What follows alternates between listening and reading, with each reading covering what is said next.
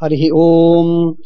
ನಿಶುಸೀತ ಗಣಪತೆ ಗಣೇಶು ತ್ವಾಮಾಹುರ್ವಿಪ್ರತಮಂ ಕವೀನಾಂ ನೃತೆ ತ್ವಕ್ರಿಯತೆ ಕಿಂಚನಾರೇ ಮಹಾಮರ್ಕಂ ಮಾಘವಂ ಚಿತ್ರಮರ್ಚ.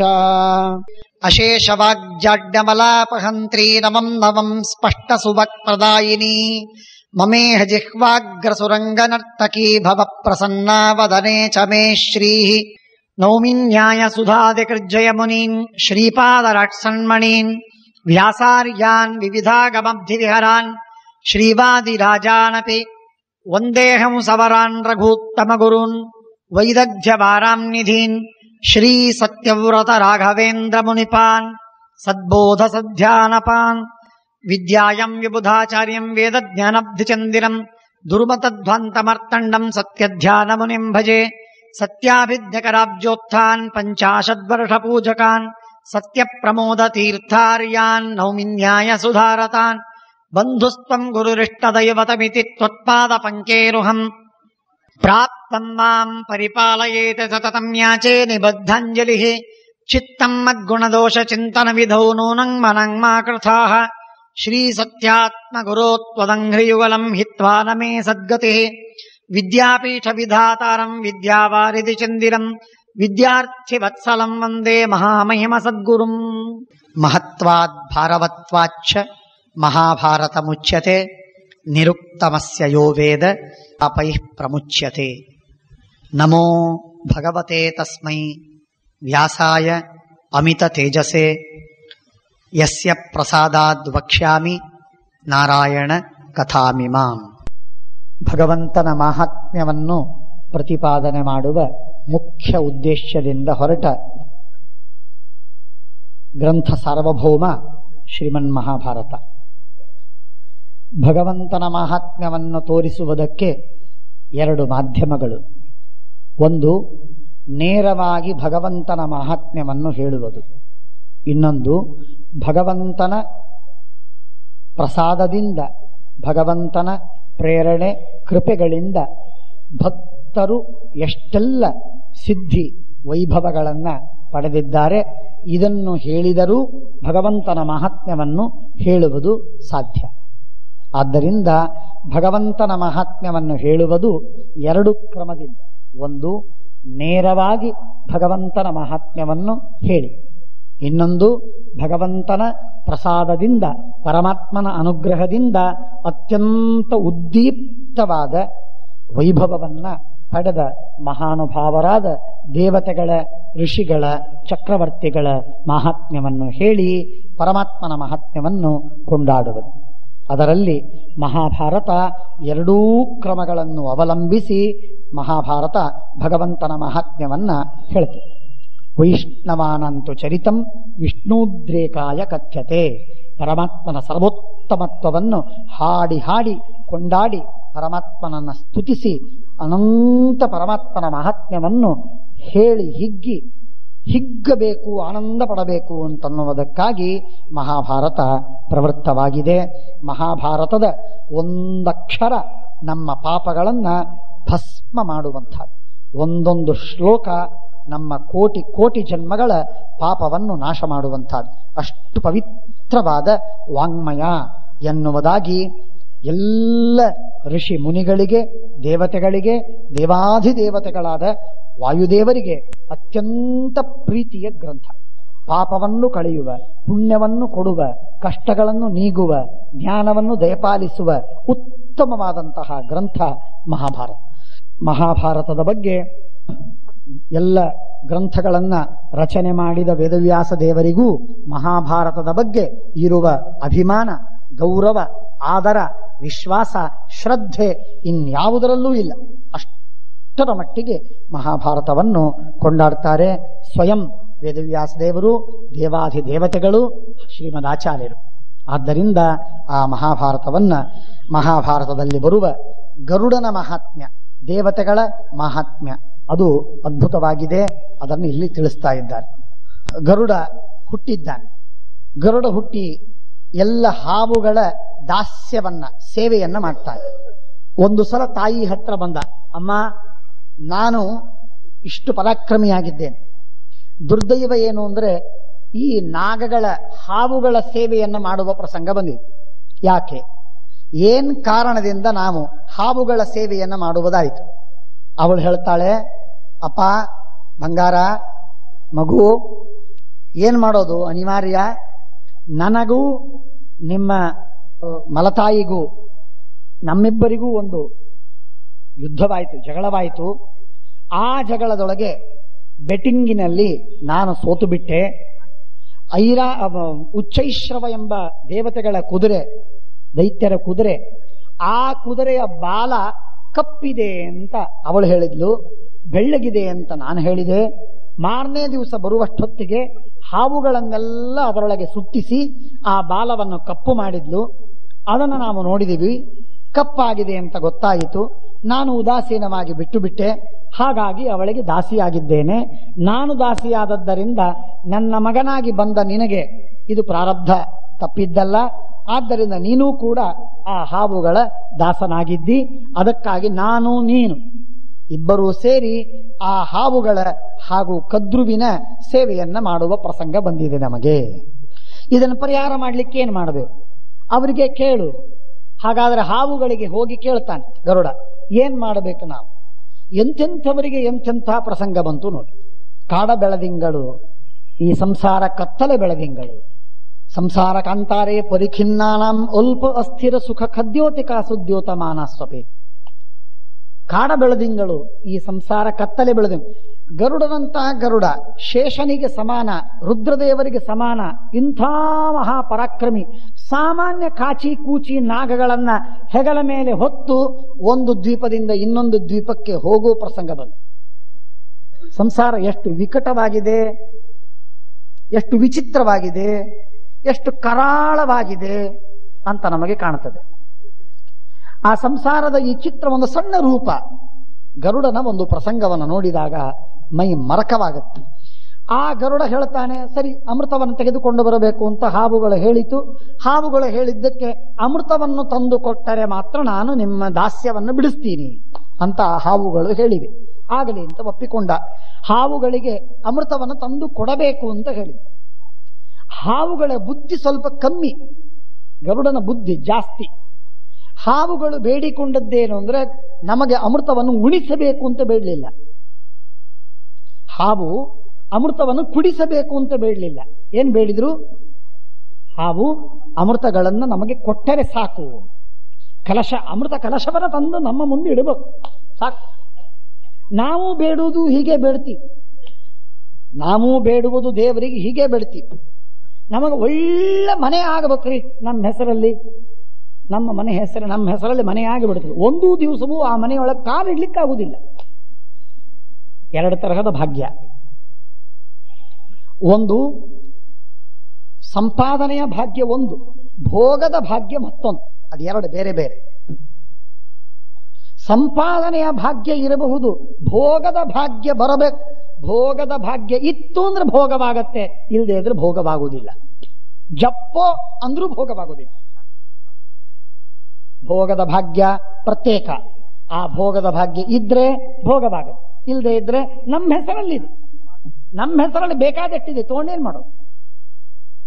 ತನಗಿಲ್ಲದ ವಸ್ತು ಎಲ್ಲಿದ್ದರೇನು ಅಂತ ದಾಸರಂತಾರೆ. ಹಾಗೆ ತಮಗಿಲ್ಲದ ವಸ್ತು ಅದು ಬೇಕಾದಷ್ಟು ದೊಡ್ಡದಾದ್ರೆ ಏನ್ ಪ್ರಯೋಜನ? ಭೋಗ ಮಾಡ್ಲಿಕ್ಕಾಗಬೇಕಲ್ಲ. ಹಾಗೆ ಆ ಹಾವುಗಳು ಬೇಡಿದ್ದೇನು ಅಂದ್ರೆ ಅಮೃತ ಕಲಶವನ್ನು ತಂದಿಡಬೇಕು, ನೀವು ನನಗೆ ಕೊಟ್ಟು ಹೋಗ್ಬೇಕು ನೀವು. ಸರಿ, ಗರುಡ ಅಂದ, ಅವಶ್ಯವಾಗಿ ತಂದು ಕೊಡ್ತೇನೆ. ಏನ್ ಮಾಡಬೇಕು? ತಾಯಿಗೆ ಹೋಗಿ ಕೇಳಿದ, ಅಮ್ಮ ಹಸುವಾಗಿದೆ, ಏನ್ ತಿನ್ಲಿ? ನೀನು ಹೋಗು, ಆಫ್ರಿಕಾದಲ್ಲಿ ಹೋಗು, ನಿಷಾದರನ್ನು ತಿನ್ನು. ಬ್ರಾಹ್ಮಣರು ಬಂದ್ರೆ ಮಾತ್ರ ಉಗುಳು.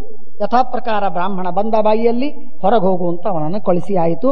ಅವನ ಹೆಂಡತಿ ನಿಷಾದಿ ಅವಳನ್ನು ಹೊರಗೆ ನೂಕಿದ್ದಾಯ್ತು. ಅದು ತಿಂದ, ಹಸಿವು ಹಿಂಗಲಿಲ್ಲ. ಹೋಗಿ ಕಶ್ಯಪರ ಹತ್ರ ಭೇಟಿಯಾದ. ಕಶ್ಯಪರಿಗೆ ನಮಸ್ಕಾರ ಮಾಡಿದ. ಸ್ವಾಮಿ, ಅಪ್ಪ, ಪಿತಾಶ್ರೀ, ನನಗೆ ಹಸುವಾಗಿದೆ, ಏನ್ ತಿನ್ಲಿ? ಅಲ್ಲೋ ಅಮ್ಮ, ಏನು ಕೊಡ್ಲಿಲ್ಲ ನಿನ್ ತಾಯಿ? ಇಲ್ಲ, ಅವಳು ಏನೇನೋ ಹೇಳಿದ್ಲು ಆಹಾರಗಳನ್ನ, ಅದೆಲ್ಲ ಸುಮ್ಮನೆ ಫಳಾರ ಇದ್ದಾಗ ಆಯ್ತು, ಹೊಟ್ಟೆ ತುಂಬಲಿಲ್ಲ. ಆದ್ದರಿಂದ ಸಮೃದ್ಧವಾಗಿ ಏನಾದರೂ ಬೇಕು. ಅವರು ಹೇಳ್ತಾರೆ, ನಾನು ಯಾವ ಸರೋವರದ ದಂಡೆ ಮೇಲೆ ಕೂತೀನಿ, ಈ ಸರೋವರದ ಹೊರಗಡೆ ಒಂದು ಆನೆ, ಸರೋವರದ ಕೆಳಗೊಂದು ಆನಿ, ಕಚ್ಚಪ, ಇವೆರಡಿವೆ, ಅವುಗಳನ್ನು ತಿನ್ನು. ಅದು ಎಷ್ಟು ಎತ್ತರ ಅನ್ನುವುದನ್ನು ಹೇಳ್ತಾರೆ. 12 ಯೋಜನ ವಿಸ್ತಾರವಾಗಿರುವಂತಹದ್ದು ಕೂರ್ಮ, 3 ಯೋಜನ ಎತ್ತರವಾಗಿರುವಂತಹದ್ದು ಆನೆ, 6 ಯೋಜನ ಎತ್ತರವಾಗಿರುವಂತಹದ್ದು, ಆಮೇಲೆ 10 ಯೋಜನ ವಿಸ್ತಾರವಾಗಿರುವಂತಹದ್ದು. ಇಷ್ಟು ವಿಸ್ತಾರವಾಗಿರುವ ಆನೆಗಳಿಗೆ ಕೂರ್ಮ ಇದೆ. ಈ 2 ಆನೆ ಕೂರ್ಮಗಳನ್ನ ತಿನ್ನು. ಅವನಂದ ಬೇಷ್, ಚೆನ್ನಾಗಿದೆ, ಆಹಾರ ಸಮೃದ್ಧವಾಗಿದೆ, ಸಂಚುವಸ್ ಅಂದ ಗರುಡ. ಹಾಗಾದ್ರೆ ತಿನ್ನಬೇಕು. ಹಾಗಾದ್ರೆ ಏನ್ ಮಾಡಬೇಕು? ನಿನ್ನ 2 ನಖಗಳಿಂದ, ಉಗುರುಗಳಿಂದ ಹಿಡಿ. ಅವನು ಹಿಡದೇ ಬಿಟ್ಟ. 2, ಒಂದು ಆನೆ, ಇನ್ನೊಂದು ಕಡೆಗೆ ಕೂರ್ಮ, 2 ಕೈಯಲ್ಲಿ ಹಿಡಿದು ಅವನ ತೆಗೆದುಕೊಂಡು ಹಾರಿ ಹೋದ. ಕಶ್ಯಪರಿಗೆ ನಮಸ್ಕಾರ ಮಾಡಿದ. ಉಪಕಾರ ಬಹಳ ಆಯಿತು, ಹೊಟ್ಟೆಗೆ ಹಸಿವಿತ್ತು, ನೀವು ಕೊಟ್ರೆ ಆಹಾರ ತಿಂದೆ, ನಾನು ಸಮೃದ್ಧನಾಗ್ತೇನೆ. ಎಲ್ಲಿ ಹೋಗ್ತಿನ್ಲಿ? ಎಲ್ಲಾದ್ರೂ ಹೋಗು, ಶಾಂತ ಇದ್ದಲ್ಲಿ, ಯಾರೂ ಜನ ಇಲ್ಲದೆ ಇದ್ದಲ್ಲಿ ಈ ಕೂರ್ಮವನ್ನು ಇಟ್ಟು ತಿನ್ನು. ಯಾಕಂದ್ರೆ ಈ ಕೂರ್ಮವನ್ನು ಇಟ್ಟು ಅಂದ್ರೆ ಕೆಳಗಿದ್ದ ಜನ ಎಲ್ಲ ಸಾಯ್ತಾರೆ. ಎಂಥ ಭಾರ, ಎಷ್ಟು ವಿಸ್ತಾರ, ಕೆಳಗೆ ಊರಿಗೆ ಊರೇ, ಇಲ್ಲಿ ಇಡೀ ಮುಲುಂಡೆ ಸವರಿ ಹೋಗ್ತದೆ. ಆದ್ರಿಂದ ಇಡ್ಲಿಕ್ಕೆ ಹೋಗ್ಬೇಡ. ಮುಲುಂಡಿನ ಮೇಲೆ ಎಲ್ಲೋ ಬೇರೆ ಕಡೆಗೆ ಎಲ್ಲಾದ್ರೂ ಇಟ್ಟು ಕೂರ್ಮವನ್ನ, ಆನೆಯನ್ನ ಇಟ್ಟು ತಿನ್ನು ಅಂತ ಹೇಳಿದ್ರು. ಆಗಲಿ ಅಂತ ಹೇಳಿ ಅದನ್ನು ಎತ್ತಿ, ಗರುಡ ಮಹಾಶಕ್ತಿಶಾಲಿ, ವಿಚಾರ ಮಾಡಬೇಡಿ, ನಾನು ಹೇಳ್ತೀನಿ ಸ್ವಲ್ಪ. ಆ ಗರುಡ ಮಹಾಶಕ್ತಿಶಾಲಿ. ಆ 2 ಎತ್ತಿ ಒಯ್ದು ಒಂದು ದೊಡ್ಡದಾದ ಗಂಧಮಾದನ ಪರ್ವತಕ್ಕೆ ಹೋದ. ಗಂಧಮಾದನ ಪರ್ವತಕ್ಕೆ ಹೋಗಿ ಅಲ್ಲಿ ದೊಡ್ಡದಾದಂತಹ ಗಿಡವಿತ್ತು. ಆ ಗಿಡಕ್ಕೆ ಹೋದ. ಸೋಲಂಬಂ ನಖೇನ ಗಜಮೇಕೇನ ಕೂರ್ಮಮೇಕೇನ ಚಾಕ್ಷಿಪತ ಸೋಲಂಬಂ ತೀರ್ಥಮಾಸಾಧ್ಯ. ಆಗ ತೀರ್ಥವನ್ನ ತೆಗೆದುಕೊಂಡು ಹೋಗಿದ್ದಾರೆ. ಹೋಗುವಾಗ ಕಶ್ಯಪರು ಅವನಿಗೆ ಆಶೀರ್ವಾದ ಮಾಡ್ತಾರೆ. ನೋಡಿ, ಮಕ್ಕಳಿಗೆ ಆಶೀರ್ವಾದ ಮಾಡಬೇಕು. ಮಕ್ಕಳಿಗೆ ಆಶೀರ್ವಾದ ಮಾಡಬೇಕು. ಏನಂತ ಆಶೀರ್ವಾದ ಮಾಡಬೇಕು? ಹೆಣ್ಮಕ್ಕಳೆಲ್ಲ ವಿಶೇಷವಾಗಿ ಕೇಳ್ಕೊಳ್ಳಿ. ಋಗ್ವೇದ ನಿನಗೆ ಅನುಗ್ರಹವನ್ನ ಮಾಡಲಿ, ಸಾಮವೇದ ನಿನಗೆ ಅನುಗ್ರಹವನ್ನ ಮಾಡಲಿ, ಯಜುರ್ವೇದ ನಿನಗೆ ಹಿಂದೆ ಮುಂದೆ ನಿನ್ನನ್ನು ಕಾಪಾಡಲಿ, ಪವಿತ್ರವಾದ ಹವಿಸ್ಸುಗಳ ದೇವತೆಗಳೆಲ್ಲ ನಿನ್ನನ್ನು ರಕ್ಷಿಸಲಿ, ರಹಸ್ಯ ವಿದ್ಯೆಗಳೆಲ್ಲ ನಿನಗೆ ಕವಚವಾಗಿರಲಿ, ವೇದಗಳು ನಿನಗೆ ಬಲವನ್ನು ಕೊಡಲಿ, ದೇವತೆಗಳು ನಿನಗೆ ಆಶೀರ್ವಾದ ಮಾಡಲಿ ಅಂತ ಆಶೀರ್ವಾದ ಮಾಡಬೇಕು. ಗೊತ್ತಾಯ್ತಾ? ಹೆಣ್ಮಕ್ಕಳೆಲ್ಲ ತಿಳ್ಕೊಂಡ್ರ? ಬರ್ಕೊಳ್ಳಿ. ಸಿಗುವುದಿಲ್ಲ ಇದು ಮುಗಿದು ಹೋಗಿದ ಮೇಲೆ ಇನ್ನು ಮತ್ತೆ ಇದು ಸಿಗುವುದಿಲ್ಲ ಅಂದ್ರೆ ಹೆಣ್ಮಕ್ಕಳಂದ್ರೆ ಅವರಷ್ಟೇ ಅಲ್ಲ, ನೀವು ಆಶೀರ್ವಾದ ಮಾಡಬೇಕಲ್ಲ. ಕನಿಷ್ಠ ಯಾರಿಗಾದ್ರೂ ಬೇಡಬೇಕು, ಆಶೀರ್ವಾದವನ್ನ ಬೇಡುವಾಗ ಕೇಳಬೇಕು, ಸ್ವಾಮಿ ನನಗೆ ಹೀಗೆ ಅನುಗ್ರಹವನ್ನ ಮಾಡ್ರಿ ಅಂತ. ಅನುಗ್ರಹವನ್ನ ಮಾಡ್ಲಿಕ್ಕೆ ಬಾರದೇ ಇದ್ದವರಿಗೆ ಹೀಗೆ ಅನುಗ್ರಹ ಮಾಡುವುದಕ್ಕೆ ಕೇಳ್ಕೋಬೇಕು. ಏನಂತ ಕೇಳಬೇಕು? ಋಗ್ವೇದ, ಯಜುರ್ವೇದ, ಸಾಮವೇದ, ಅಥರ್ವವೇದ, ರಹಸ್ಯ ವಿದ್ಯೆ, ವೇದಗಳೆಲ್ಲ ಇವೆಲ್ಲ ನಮಗೆ ಬಲವನ್ನು ಕೊಡ್ಲಿ, ಶಕ್ತಿಯನ್ನು ಕೊಡ್ಲಿ, ಕಾಪಾಡ್ಲಿ, ದುರ್ಬುದ್ಧಿಯನ್ನು ಕಳಿಲಿ ಅಂತ ಹೇಳಿ ಬೇಡಿಕೊಳ್ಳಬೇಕು. ಆಶೀರ್ವಾದವನ್ನು ಪಡೆಯಬೇಕು. ಎಷ್ಟು ಸುಂದರವಾದ ಋಚೋ ಯಜೂಂಷಿ ಸಾಮಾನಿ ಪವಿತ್ರಾಣಿ ಹವ್ಯುಂಷಿ ಚ ರಹಸ್ಯಾನಿ ಚ ಸರ್ವಾಣಿ ಸರ್ವೇ ವೇದಾಶ್ಚತೆ ಬಲಂ ವರ್ಧಯಿಷ್ಯಂತಿ ಸಮರೇ ಭವಿಷ್ಯತಿ ಖಗೋತ್ತಮ. ಏನು ಸುಂದರವಾದ ಆಶೀರ್ವಾದ ಮಂತ್ರ ಇದು! ಎಷ್ಟು ಪರಮ ಮಂಗಲ ಮಂತ್ರ ಇದು! ಉತ್ತಮವಾದ ರೀತಿಯಲ್ಲಿ ಆಶೀರ್ವಾದವನ್ನು ಮಾಡಿದ್ದಾರೆ. ಆಮೇಲೆ ಎಲ್ಲಾದರೂ ಹೊರಗೆ ಹೋಗಬೇಕಾದರೆ, ಊರಿಗೆ ಹೋಗಬೇಕಾದರೆ ಅದರ ಮಧ್ಯದಲ್ಲಿ ಒಂದು ಆಶೀರ್ವಾದ, ಇನ್ನೊಂದು ತರಹದ ಒಂದು ಮಂಗಲವನ್ನ ಉಂಟು ಮಾಡಬೇಕು. ಏನು ಮಂಗಲ? ಪೂರ್ಣಕುಂಭ ಮೊದಲನೇದ್ದು. ತುಂಬಿದ ಕೊಡವನ್ನ ಬಲದಲ್ಲಿ ಇಟ್ಟುಕೊಂಡು ಅದಕ್ಕೆ ಪ್ರದಕ್ಷಿಣೆ ಹಾಕಿಕೊಂಡು ಹೋಗಬೇಕು. ಬರ್ಕೊಳ್ಳಿ, ದಯವಿಟ್ಟು ಎಲ್ಲರೂ ಬರ್ಕೊಳ್ಳಿ. ಏನಾಗತ್ತೆ, ಮಹಾಭಾರತವನ್ನ ನಾವು ಕೇಳಿಬಿಡ್ತೀವಿ, ಆಮೇಲೆ ಗಂಟೆ ಬಾರಿಸಿದ ಮೇಲೆ ಮರ್ತು ಬಿಡ್ತೇವೆ. ಹಾಗಾಗದೆ ಅದು ನಿತ್ಯದ ಜೀವನದಲ್ಲಿ ಒಂದೊಂದು ಹನಿಯಾದರೂ ಅದು ಹಿಂಗಬೇಕು ನಮ್ಮ ಜೀವನದಲ್ಲಿ. ಆದ್ದರಿಂದ ಇದೆಲ್ಲ ಮಾಡುವುದು ಕಲೀರಿ. ಪೂರ್ಣಕುಂಭ, ತುಂಬಿದ ಕೊಡ ಬಲದಲ್ಲಿಡಬೇಕು. ಹೊರಗೆ ಹೋಗುವಾಗ ಬೆಳಿಗ್ಗೆ 6 ಗಂಟೆಗೆ ಹೊರಡು, ಆದರೆ ಅಲ್ಲಿ ತುಂಬಿದ ಕೊಡ ಬಲದಲ್ಲಿ ಇಟ್ಟುಕೊಂಡು ಅದಕ್ಕೆ ಪ್ರದಕ್ಷಿಣೆ ಹಾಕಿಕೊಂಡು ಹೋಗಿ, ನಿಮ್ಮ ಕಾರ್ಯ ಎಲ್ಲ ಯಶಸ್ವಿ ಆಗ್ತದೆ. ಆ ಕಲಶೇಷು ಧಾವತಿ ಪವಿತ್ರೇ ಪರೀಶಿಚ್ಯತೆ ಉಕ್ತೈರಿ ಯಜ್ಞೇಶು ವರ್ಧತೆ. ಸಕಲ ದೇವತೆಗಳು ಸರ್ವಾ ದೇವತಾ ಆಪಹ, ಎಲ್ಲ ದೇವತೆಗಳಿಗೆ ಆಪಹ ಅಂತ ಕರೀತಾರೆ. ಆ ಸಕಲ ದೇವತೆಗಳು ನೀರಿನಲ್ಲಿದ್ದಾರೆ, ಅವರ ಸನ್ನಿಧಾನವಿದೆ. ಅವರನ್ನು ಬಲಕ್ಕೆ ಹಾಕಿಕೊಂಡು ಹೋದ್ರಿ. 33 ಕೋಟಿ ದೇವತೆಗಳು, 33 ಕೋಟಿ ದೇವತೆಗಳೆಲ್ಲ ಬಲಕ್ಕೆ ಬಂದರು. ಎಂಥ ಪುಣ್ಯ! ಆದ್ದರಿಂದ ಪೂರ್ಣಕುಂಭ ದ್ವಿಜಾಹ ಬ್ರಾಹ್ಮಣರು, ಯಾರೇ ಬ್ರಾಹ್ಮಣರು ಬಲಕ್ಕೆ ಬಂದರು ಅಂದ್ರೆ ಅವರನ್ನು ಬಲಕ್ಕೆ ಹಾಕಿಕೊಂಡು ಹೋಗಬೇಕು, ಎಡಕ್ಕೆ ಮಾಡಿಕೊಂಡು ಹೋಗಬಾರದು. ಅವರ ದರ್ಶನ ಮಾಡಿಕೊಂಡು ನಮಸ್ಕಾರ ಮಾಡಿ ಆಶೀರ್ವಾದ ಪಡೆದು ಬಲಕ್ಕೆ ಹಾಕಿಕೊಂಡು ಹೋಗಬೇಕು. ಸಾಧ್ಯವಿದ್ರೆ ದಕ್ಷಿಣೆ ಕೊಡ್ರಿ, ಇದ್ದಿದ್ದಿಲ್ಲ ಅಂದ್ರೆ ಕೈ ಮುಗಿರಿ. ಅಂತೂ ಟೀಕಾ ಮಾಡಿ ಹೋಗಬೇಡಿ, ಅಥವಾ ಅವರ ಕರ್ಣ ನೋಡಬೇಕಾಯ್ತಲ್ಲಪ್ಪ ಅಂತ ಪ್ರಸಂಗ ಬಂತು ಅಂತ ತಪ್ಪಿಸಿ ಹೋಗಬೇಡಿ. ದರ್ಶನ ಮಾಡಿಕೊಂಡು ನಮಸ್ಕಾರ ಮಾಡಿ ಹೋಗಿ. ದ್ವಿಜಾಹ, ಯಾಕೆ? ಯಾವತೀರು ವೈ ದೇವತಾಸ್ತಾ ಸರ್ವಾ ವೇದ ವಿಧಿ ಬ್ರಾಹ್ಮಣೇ ವಸಂತಿ ತಸ್ಮಾತ್ ಬ್ರಾಹ್ಮಣೇಭ್ಯೋ ದಿವೇ ದಿವೇ ನಮಸ್ಕುರ್ಯಾ. ಪ್ರತಿನಿತ್ಯ ಬ್ರಾಹ್ಮಣರಿಗೆ ನಮಸ್ಕಾರ ಮಾಡಬೇಕು. ಯಾವ ಪುಣ್ಯ ನಿಮಗೆ ಮಾಡಲಿಕ್ಕಾಗದೇ ಇದ್ದರೂ ಚಿಂತೆ ಇಲ್ಲ, ಬಂದು ಬ್ರಾಹ್ಮಣರಿಗೆ ನಮಸ್ಕಾರವನ್ನು ಮಾಡುವುದಿಟ್ಕೊಳ್ಳಿ ಸಾಕು. ಮಹಾಪುಣ್ಯ ಲಾಭವಾಗುತ್ತೆ, ಮಹಾಪುಣ್ಯ ಲಾಭವಾಗುತ್ತೆ. ದ್ವಿಜಾಹ ಬಹಳ ದೊಡ್ಡದು. ಗಾವಹ, ಆಕಳುಗಳು. ಆಕಳಿನಲ್ಲಿ ಸಮಸ್ತ ದೇವತೆಗಳಿರ್ತಾರೆ. ಪೂರ್ಣಕುಂಭ, ಅದರಲ್ಲೂ ನೀರಿನಲ್ಲಿ ಸಮಸ್ತ ದೇವತೆಗಳು. ಬ್ರಾಹ್ಮಣರು, ಅವರಲ್ಲೂ ಸಮಸ್ತ ದೇವತೆಗಳು. ಗಾವಹ, ಆಕಳಗಳಲ್ಲೂ ಸಮಸ್ತ ದೇವತೆಗಳು. ಎಷ್ಟು ಮಂಗಲವಲ್ಲ! ಇಷ್ಟೆಲ್ಲವನ್ನು ಯಚ್ಚಾನ್ಯಕ್ಕಿಂಚಿದುತ್ತಮಂ ಶುಭಂ ಸ್ವಸ್ಥಜನಂ ಚಾಪಿ ಭವಿಷ್ಯತಿ ತವಾಂಡಜ. ಈ ಶ್ಲೋಕವನ್ನ ಪ್ರಯಾಣ ಮಾಡುವಾಗ ಯಾರಾದರೂ ಹೋಗಿ ಬರ್ತೇವೆ ಅಂತ ಹೇಳಿ ನಮಸ್ಕಾರ ಮಾಡ್ತಾರಲ್ಲ, ಅವರಿಗೆ ಈ ಶ್ಲೋಕವನ್ನು ಒಂದು ಆಶೀರ್ವಾದ ಮಾಡಿ. ನಾಳೆ ನಿಮ್ಮ ಮಕ್ಕಳು ಹೋಗುವಾಗ ಈ ಶ್ಲೋಕವನ್ನು ಅಂದು ಅವರಿಗೆ ಆಶೀರ್ವಾದ ಮಾಡಿಯೇ ಕಳಿಸು. ರೂಢಿ ಮಾಡ್ಕೊಳ್ಳಿ.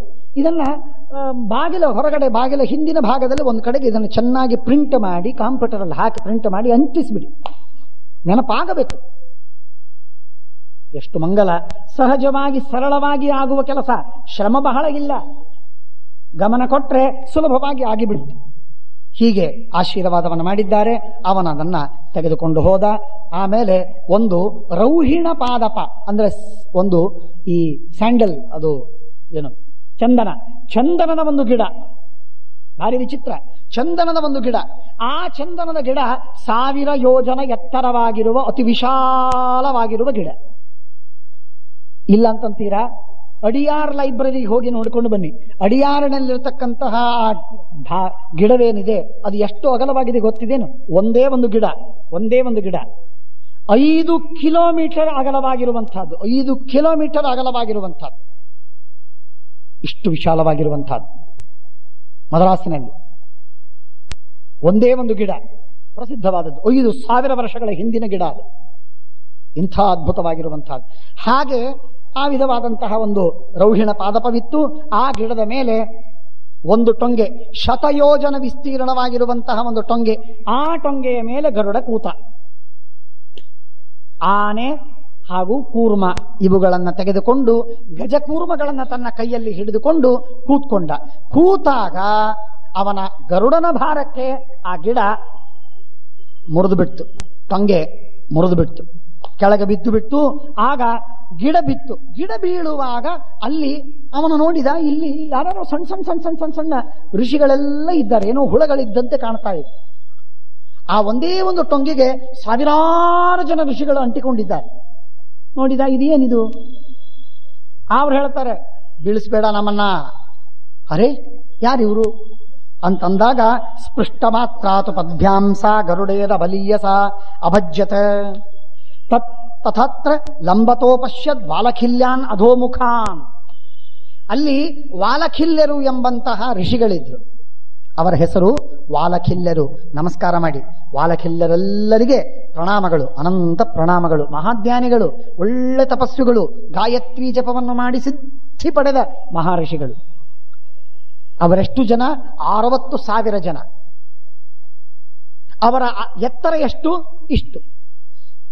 ಒಂದು ಅಂಗುಷ್ಠದಷ್ಟಲ್ಲ, ಹೆಬ್ಬರಳಿನಷ್ಟಲ್ಲ, ಅಂಗುಷ್ಠದ ಒಂದು ಪರ್ವದಷ್ಟು, ಒಂದೇ ಒಂದು ಪರ್ವದಷ್ಟು. ಇಷ್ಟೇ ಎಷ್ಟು ಎತ್ತರದ ಗಾತ್ರ ಅವರು.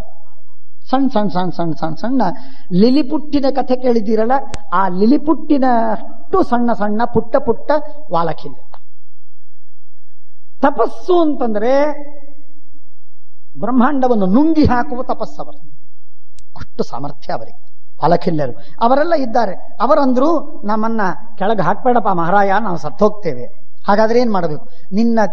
ನಿನ್ನ ಉಗುರುಗಳಿಂದ ಆ ಆನೆ ಮತ್ತು ಕೂರ್ಮವನ್ನು ಹಿಡಿದಿದ್ದಿ, ನಿನ್ನ ಚುಂಚಿನಿಂದ ಈ ಟೊಂಗೆಯನ್ನು ಹಿಡಿ ಅಂತಂದು ಅವನು ಹಿಡಿದ. ಟೊಂಗೆಯನ್ನು ಹಿಡಿದು 2 ಕೈಗಳಲ್ಲಿ ಆನೆ ಕೂರ್ಮಗಳು, ಒಂದು ಚುಂಚಿನಲ್ಲಿ ಆ ದೊಡ್ಡದ ಶಾಖೆ ಹಿಡಿದ. ಏನ್ ಮಾಡ್ಬೇಕಿನ್ನು? ಅದನ್ನೆಲ್ಲಾದ್ರೂ ಒಂದ್ ಕಡೆ ಇಡಬೇಕು ಅಂದ್ರೆ ಒಗಿಬಾರದು. ಒಗೆದು ಬಿಟ್ಟರೆ ವಾಲಖಿಲ್ಯರೆಲ್ಲ ಸತ್ತು ಹೋಗ್ತಾರೆ. ಅವರಿಗೇನು ಅಪಾಯವಾಗಬಾರದು. ಹೋದ ಶಾಖಾ ಮಾಸ್ಯೇನ ಜಗ್ರಾಹ. ಆಗ ಆ ವಾಲಖಿಲ್ಯರೆಲ್ಲ ನೋಡಿ ಅಂತಾರೆ, ಏನು ಗರುಡ, ನಿನ್ನ ಸಾಮರ್ಥ್ಯವೇನಪ್ಪ ನಿಂದು? ಎಂಥ ದೊಡ್ಡ ಆನೆ, ಎಂಥ ವಿಶಾಲವಾದ ಕೂರ್ಮ, ಅದರ ಜೊತೆಗೆ ಇಂಥ ಉದ್ದದಾದಂತಹ ಟೊಂಗೆ, ಇವುಗಳನ್ನೆಲ್ಲ ನೀನು ಹಿಡಿದುಕೊಂಡು ಅನಾಯಾಸವಾಗಿ ಹಾರ್ತಾ ಇದ್ದೀಯಲ್ಲಪ್ಪ. ಆದ್ದರಿಂದ ಗುರುವಾದ ಭಾರವನ್ನ ಹಿಡಿದುಕೊಂಡು ಉಡ್ಡಾನ ಮಾಡ್ತಾ ಇದ್ದೀಯಾದ್ದರಿಂದ ನಿನಗೆ ಗರುಡ ಅಂತ ಹೆಸರು. ಗರುಡ ಅಂತ ಯಾಕೆ ಹೆಸರು ಬಂತು? ಗುರು ಭಾರವಾದ ಟೊಂಗೆ, ಆನೆ, ಕೂರ್ಮ ಇವುಗಳನ್ನು ಹಿಡಿದುಕೊಂಡು ಉಡ್ಡಾನ ಮಾಡುತ್ತೀಯಾದ್ದರಿಂದ, ಉಡ್ಡಾನ ಗೊತ್ತು, ಉಡ್ಡಾನ ಮಾಡಿ ಹಾರ್ತಾ ಇದ್ದೀಯಾದ್ದರಿಂದ ನೀನು ಗರುಡ ಅಂತ ಅವನಿಗೆ ವಾಲಖಿಲ್ಯರೆಲ್ಲ ನಾಮಕರಣ ಮಾಡಿದರು. ನಿನ್ನ ಹೆಸರು ಗರುಡ. ಇನ್ನ ಮೇಲೆ ಗುರುಂಭಾರಂ ಸಮಾಸಾದ್ಯ ಉಡ್ಡೀನ ಏಷ ವಿಹಂಗಮಃ ಗರುಡಸ್ತು ಖಗಶ್ರೇಷ್ಠ ತಸ್ಮಾತ್ ಅನ್ನಗ ಭೋಜನ ಅಂತ ಹೇಳಿದಾಗ ಅವನು ಸಂತೋಷಪಟ್ಟು ಗಂಧಮಾದನಕ್ಕೆ ಹೋದ. ಗಂಧಮಾದನ ಪರ್ವತದಲ್ಲಿ ಅಲ್ಲಿ ಹೋಗಿ ಅವರೆಲ್ಲರನ್ನೂ ಕೂಡ ಅಲ್ಲಿ ಹೋಗ್ತಾ ಇದ್ದಾನೆ. ಕಶ್ಯಪರನ್ನ ಕೇಳಿದ, ಏನ್ ಸ್ವಾಮಿ ಇವರೆಲ್ಲ ಯಾರಿವರು? ಮಹಾರಾಯ ಅವರು ಬಹಳ ದೊಡ್ಡವರು, ವಾಲಖಿಲ್ಯರವರು. ಏನವರದು ವಿಶೇಷ? ಅವರು ಹೇಳ್ತಾರೆ, ವಾಲಖಿಲ್ಯರು ಎಲ್ಲರೂ ಕೂಡ ಹುಟ್ಟಿದಾಗಿನಿಂದ ಸಾಯೋವರೆಗೆ ಅವರು ಎಂದೆಂದಿಗೂ ಕೂಡ ಆಹಾರವನ್ನು ತಿನ್ನುವುದಿಲ್ಲ, ಊಟವನ್ನೇ ಮಾಡುವುದಿಲ್ಲ. ಅವರು ಬದುಕೋದು ಹೇಗೆ? ಅವರು ಹೇಗೆ ಬದುಕ್ತಾರೆ ನೋಡಿ, ಎಷ್ಟು ವಿಚಿತ್ರವಾಗಿದೆ. ಈಗೀಗ ಹೊಸದಾಗಿ ನಾವೆಲ್ಲ ಕೇಳ್ತಿರ್ತೀವಿ, ವೆಜಿಟೇರಿಯನ್ ಅಂತ ಕೇಳ್ತೀವಿ, ನಾನ್ ವೆಜಿಟೇರಿಯನ್ ಅಂತ ಕೇಳ್ತೀವಿ. ಕೆಲವರು ಯಾರು ಬರೀ ಹಣ್ಣಿನ ಮೇಲೆ ಬದುಕಿದ್ದಾರೆ ಅವರು ಫ್ರುಟೇರಿಯನ್ ಅಂತ ಅವರಿಗೆ ಕೇಳ್ತೇವೆ, ಫ್ರುಟೇರಿಯನ್ ಅಂತ ಅಂತೇವೆ, ಹೊಸದಾಗಿ ಶಬ್ದಗಳನ್ನು ಕೇಳ್ತೇವೆ. ಹಾಗಿದ್ದಾಗೆ ಇವರು ಏರಿಯಟೇರಿಯನ್ ಅಂದ್ರೆ ಬರೀ ಗಾಳಿಯನ್ನು ತಿಂದು ಬದುಕುವವರು. ಬರೀ ಗಾಳಿಯನ್ನೂ ಅಲ್ಲ, ಇವರು ಸೂರ್ಯನ ರಶ್ಮಿಗಳನ್ನು ಕುಡಿದು ಬದುಕುವವರು. ಸೂರ್ಯನ ರಶ್ಮಿಗಳನ್ನು ಕುಡಿದು ಬದುಕುವವರು. ಸೂರ್ಯನ ರಶ್ಮಿಗಳೇ ಇವರಿಗೆ ಆಹಾರ, ಇವರ ಟಾನಿಕ್. ಇವರೆಲ್ಲ ಆಹಾರ ಸೂರ್ಯನ ರಶ್ಮಿ. ಬಹಳ ವಿಚಿತ್ರವಾಗಿ ಸೂರ್ಯನ ರಶ್ಮಿಗಳನ್ನ ತಮ್ಮ ಜೀವನಕ್ಕೆ ಆಹಾರವಾಗಿ ಬಳಸುವಂತಹ ಒಂದು ಅದ್ಭುತವಾದಂತಹ ರಸಾಯನ ಅವರ ದೇಹದಲ್ಲಿದೆಯೋ, ತಪಸ್ಸಿದೆಯೋ, ಅದರಿಂದಾಗಿ ಅವರು ಆ ರಶ್ಮಿಗಳಿಂದ ಬದುಕಿದ್ದಾರೆ. ಅದ್ಭುತವಾದ ಪರಾಕ್ರಮ ತಪಸ್ಸವ. ಆಹಾರವೇ ಇಲ್ಲ. ಆದ್ದರಿಂದ ಕಶ್ಯಪರು ಹೇಳ್ತಾರೆ, ಪುತ್ರ ಮಾಸಾಹಸಂ ಕಾರ್ಷೈಹಿ ಸದ್ಯೋ ಲಪ್ಸಿಸೆ ಮಾಸದ್ಯೋ ಲಪ್ಸಿಸೆ ವ್ಯಥಾಂ ಮಾತ್ವಾಂ ದಹೇಯು ಸಂಕ್ರುದ್ಧಾಹ ವಾಲಖಿಲ್ಯ ಮರೀಚಿಕಾಹ. ಆ ಮರೀಚಿಯನ್ನ ರಶ್ಮಿಗಳನ್ನು ಕುಡಿದು ಬದುಕುವವರು. ಅಂಥವರನ್ನ ನೀನು ಅಲ್ಲಿ ಇಲ್ಲಿ ಒಗೆದು ಅವರನ್ನು ಸಂಹಾರ ಮಾಡಿದ್ರೆ ಶಾಪವಾಗತ್ತೆ, ಸತ್ತೋಗ್ತೀನಿ. ಹಾಗೆಲ್ಲ ಮಾಡ್ಲಿಕ್ಕೆ ಹೋಗಬೇಡ. ಹಾಗಾದ್ರೆ ಏನ್ ಮಾಡಬೇಕು ಅಂದಾಗ ಕಶ್ಯಪರು ಬಂದು ಆ ವಾಲ್ಯಖಿಲ್ಯರಿಗೆ ಪ್ರಾರ್ಥನೆ ಮಾಡ್ತಾರೆ, ಸ್ವಾಮಿ ನೀವೆಲ್ಲ ನನ್ನ ಮಗನಿಗೆ ಆಶೀರ್ವಾದ ಮಾಡ್ರಪ್ಪ, ಅವನೇನೋ ತಪ್ಪು ಮಾಡ್ತಾ ಇದ್ದಾನೆ. ನೀವು ಯಾವ ಟೊಂಗೆಗೆ ನೀವು ಅವಲಂಬಿಸಿ ಕೊಟ್ಟಿದ್ರೋ ಅದನ್ನ ಮುರಿದು ಬಿಟ್ಟ, ಅದನ್ನು ತನ್ನ ಚುಂಚಿನಲ್ಲಿ ಹಿಡಿದಿದ್ದಾನೆ. ಆದರೆ ಅವನು ಎಲ್ಲೂ ಏನೋ ಅಪಚಾರ ಮಾಡದೇ ಇದ್ದಂತೆ, ಅವನಿಗೆ ನಿಮ್ಮಿಂದ ಶಾಪವಾಗದೇ ಇದ್ದಂತೆ ನಾನು ನಿಮ್ಮನ್ನು ಪ್ರಾರ್ಥಿಸ್ತೀನಿ, ರಕ್ಷಿಸಿ ಅವನನ್ನ. ಆಗಲಿ. ಹಾಗಾದ್ರೆ ಮುಕ್ತ್ವಾ ಶಾಖಾಂ ಗಿರಿಂ ಪುಣ್ಯಂ ಹಿಮವಂತಂ ತಪೂರ್ಥಿನಃ ತತಸ್ಥೆ ಶ್ವಪಯಾತೇಶು ಪಿತರಂ ವಿನತಾ ಸುತಃ. ಹಾಗಾದ್ರೆ ಏನ್ ಮಾಡಬೇಕು? ಇವರನ್ನ ಒಂದು ಕಡೆಗೆ ಇದನ್ನು ಸ್ಲ್ಯಾಂಟಿಂಗ್ ಆಗಿ ಮಾಡಿಬಿಡು. ಆ ಟೊಂಗೆಯನ್ನ ಡೊಂಕಾಗಿ ಮಾಡಿದ ಮೇಲೆ ವಾಲಖಿಲ್ಯರೆಲ್ಲ ಇಳಿದು ಹೋದರು. ಇಳಿದು ಹೋದ ಮೇಲೆ ಆ ಟೊಂಗೆಯನ್ನು ತೆಗೆದುಕೊಂಡು ಗಂಧಮಾದನದ ಆ ಪಾರ್ಶ್ವದಲ್ಲಿ ತಪ್ಪಲಿನಲ್ಲಿ ಹಾಕು, ಎಲ್ಲಿ ಜನರೇ ಇಲ್ಲ ಅಲ್ಲಿ ಹಾಕು ಅಂತ ಹೇಳಿದ್ರು. ಹಾಕಿ ಬಂದು ವಿನತಾಸುತ ಇವನು ಗರುಡ ಬಂದು ಕೇಳ್ತಾನೆ ಕಶ್ಯಪರಿಗೆ, ಸ್ವಾಮಿ ಈ ವಾಲಖಿಲ್ಯರು ಅಂದ್ರೆ ಯಾರು?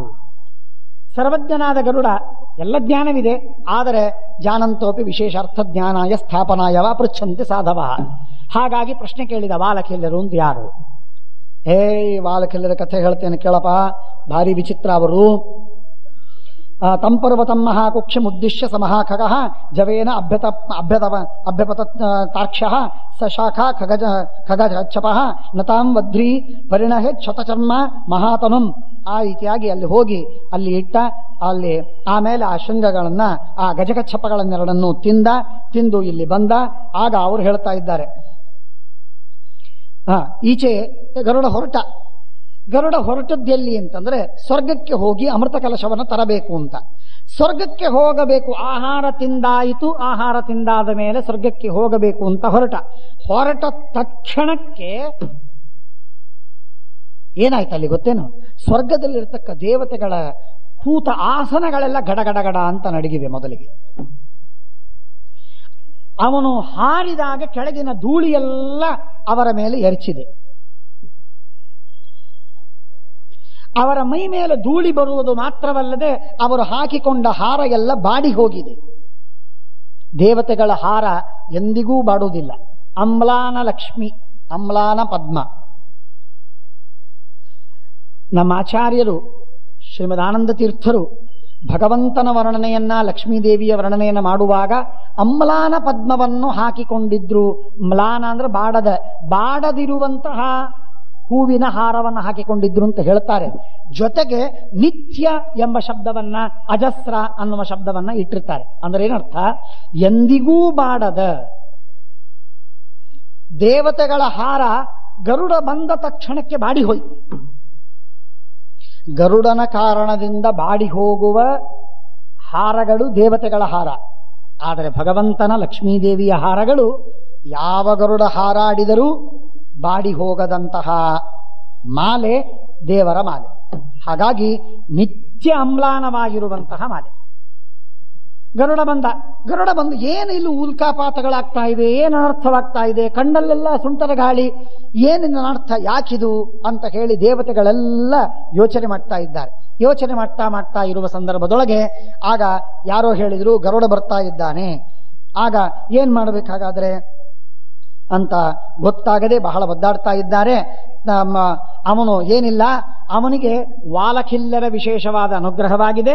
ವಾಲಖಿಲ್ಲರು ನಿನಗೆ ಶಾಪವನ್ನು ಕೊಟ್ಟಿದ್ರು, ಅದರ ಪರಿಣಾಮವಾಗಿ ಈ ರೀತಿಯಾಗಿ ಅನರ್ಥವಾಗ್ತಾ ಇದೆ ಅಂತ ಹೇಳಿ ಆ ಕಥೆ ಮುಂದೆ ಬರ್ತದೆ. ಆಗ ಗೊತ್ತಾಯ್ತು. ಸಮರ್ಥೋ ಬಲಿನಾಂ ಶ್ರೇಷ್ಠೋ ಹರ್ತುಂ ಸೋಮಂ ವಿಹಂಗಮಃ. ಅಮೃತವನ್ನು ಅಪಹಾರ ಮಾಡಿಕೊಂಡು ಹೋಗುವುದಕ್ಕೆ ಬರ್ತಾ ಇದ್ದಾನೆ. ಸರ್ವಂ ಸಂಭಾವಯನ್ಯಸ್ಮಿನ್ ಅಸಾಧ್ಯವಪಿ ಸಾಧಯೇತ್. ಅವನು ಕಶ್ಯಪರ ಮಗ, ಅವನಿಗೆ ಸಾಧ್ಯವಿಲ್ಲದೆ ಇದ್ದದ್ದು ಯಾವುದಿಲ್ಲ, ಎಲ್ಲವೂ ಅವನಿಗೆ ಸಾಧ್ಯ ಅಂತ ಬೃಹಸ್ಪತ್ಯಾಚಾರ್ಯರು ಗುರುಗಳು ಅವರು ಇಂದ್ರನಿಗೆ ಈ ಮಾತನ್ನ ಹೇಳ್ತಾರೆ. ಹೇಳಿದಾಗ ಇನ್ನೇನ್ ಮಾಡಬೇಕಾಗಾದರೆ ಅಂದಾಗ ಏನಿಲ್ಲ, ನಾವೆಲ್ಲರೂ ಸಿದ್ಧರಾಗಿ ಆ ಅಮೃತವನ್ನ ರಕ್ಷಣೆ ಮಾಡುವ ಪ್ರಯತ್ನವನ್ನು ಮಾಡಬೇಕಿನ್ಮೇಲೆ. ಇಷ್ಟೇ, ಉಪಾಯವೇನಿದೆ? ಕವಚಾನೆ ಮಹಾರಾಣಿ ವೈದೂರ್ಯ ವಿಕೃತಾನಿಚ. ಅಲ್ಲಿ ಎಷ್ಟು ಆಯುಧಗಳು, ಎಲ್ಲ ಆಯುಧಗಳಿವೆ. ಅಮೃತವನ್ನು ರಕ್ಷಣೆ ಮಾಡುವುದಕ್ಕೆ ನೂರಾರು ತರಹದ ಆಯುಧಗಳು ಸುತ್ತವರೆದಿವೆ. ಆ ಆಯುಧಗಳ ಅಭಿಮಾನಿ ದೇವತೆಗಳಿದ್ದಾರೆ. ಸ್ವಯಂ ಆಯುಧಗಳು ಮಾತ್ರವಲ್ಲ, ಆಯುಧಗಳ ಅಭಿಮಾನಿ ದೇವತೆಗಳಿದ್ದಾರೆ.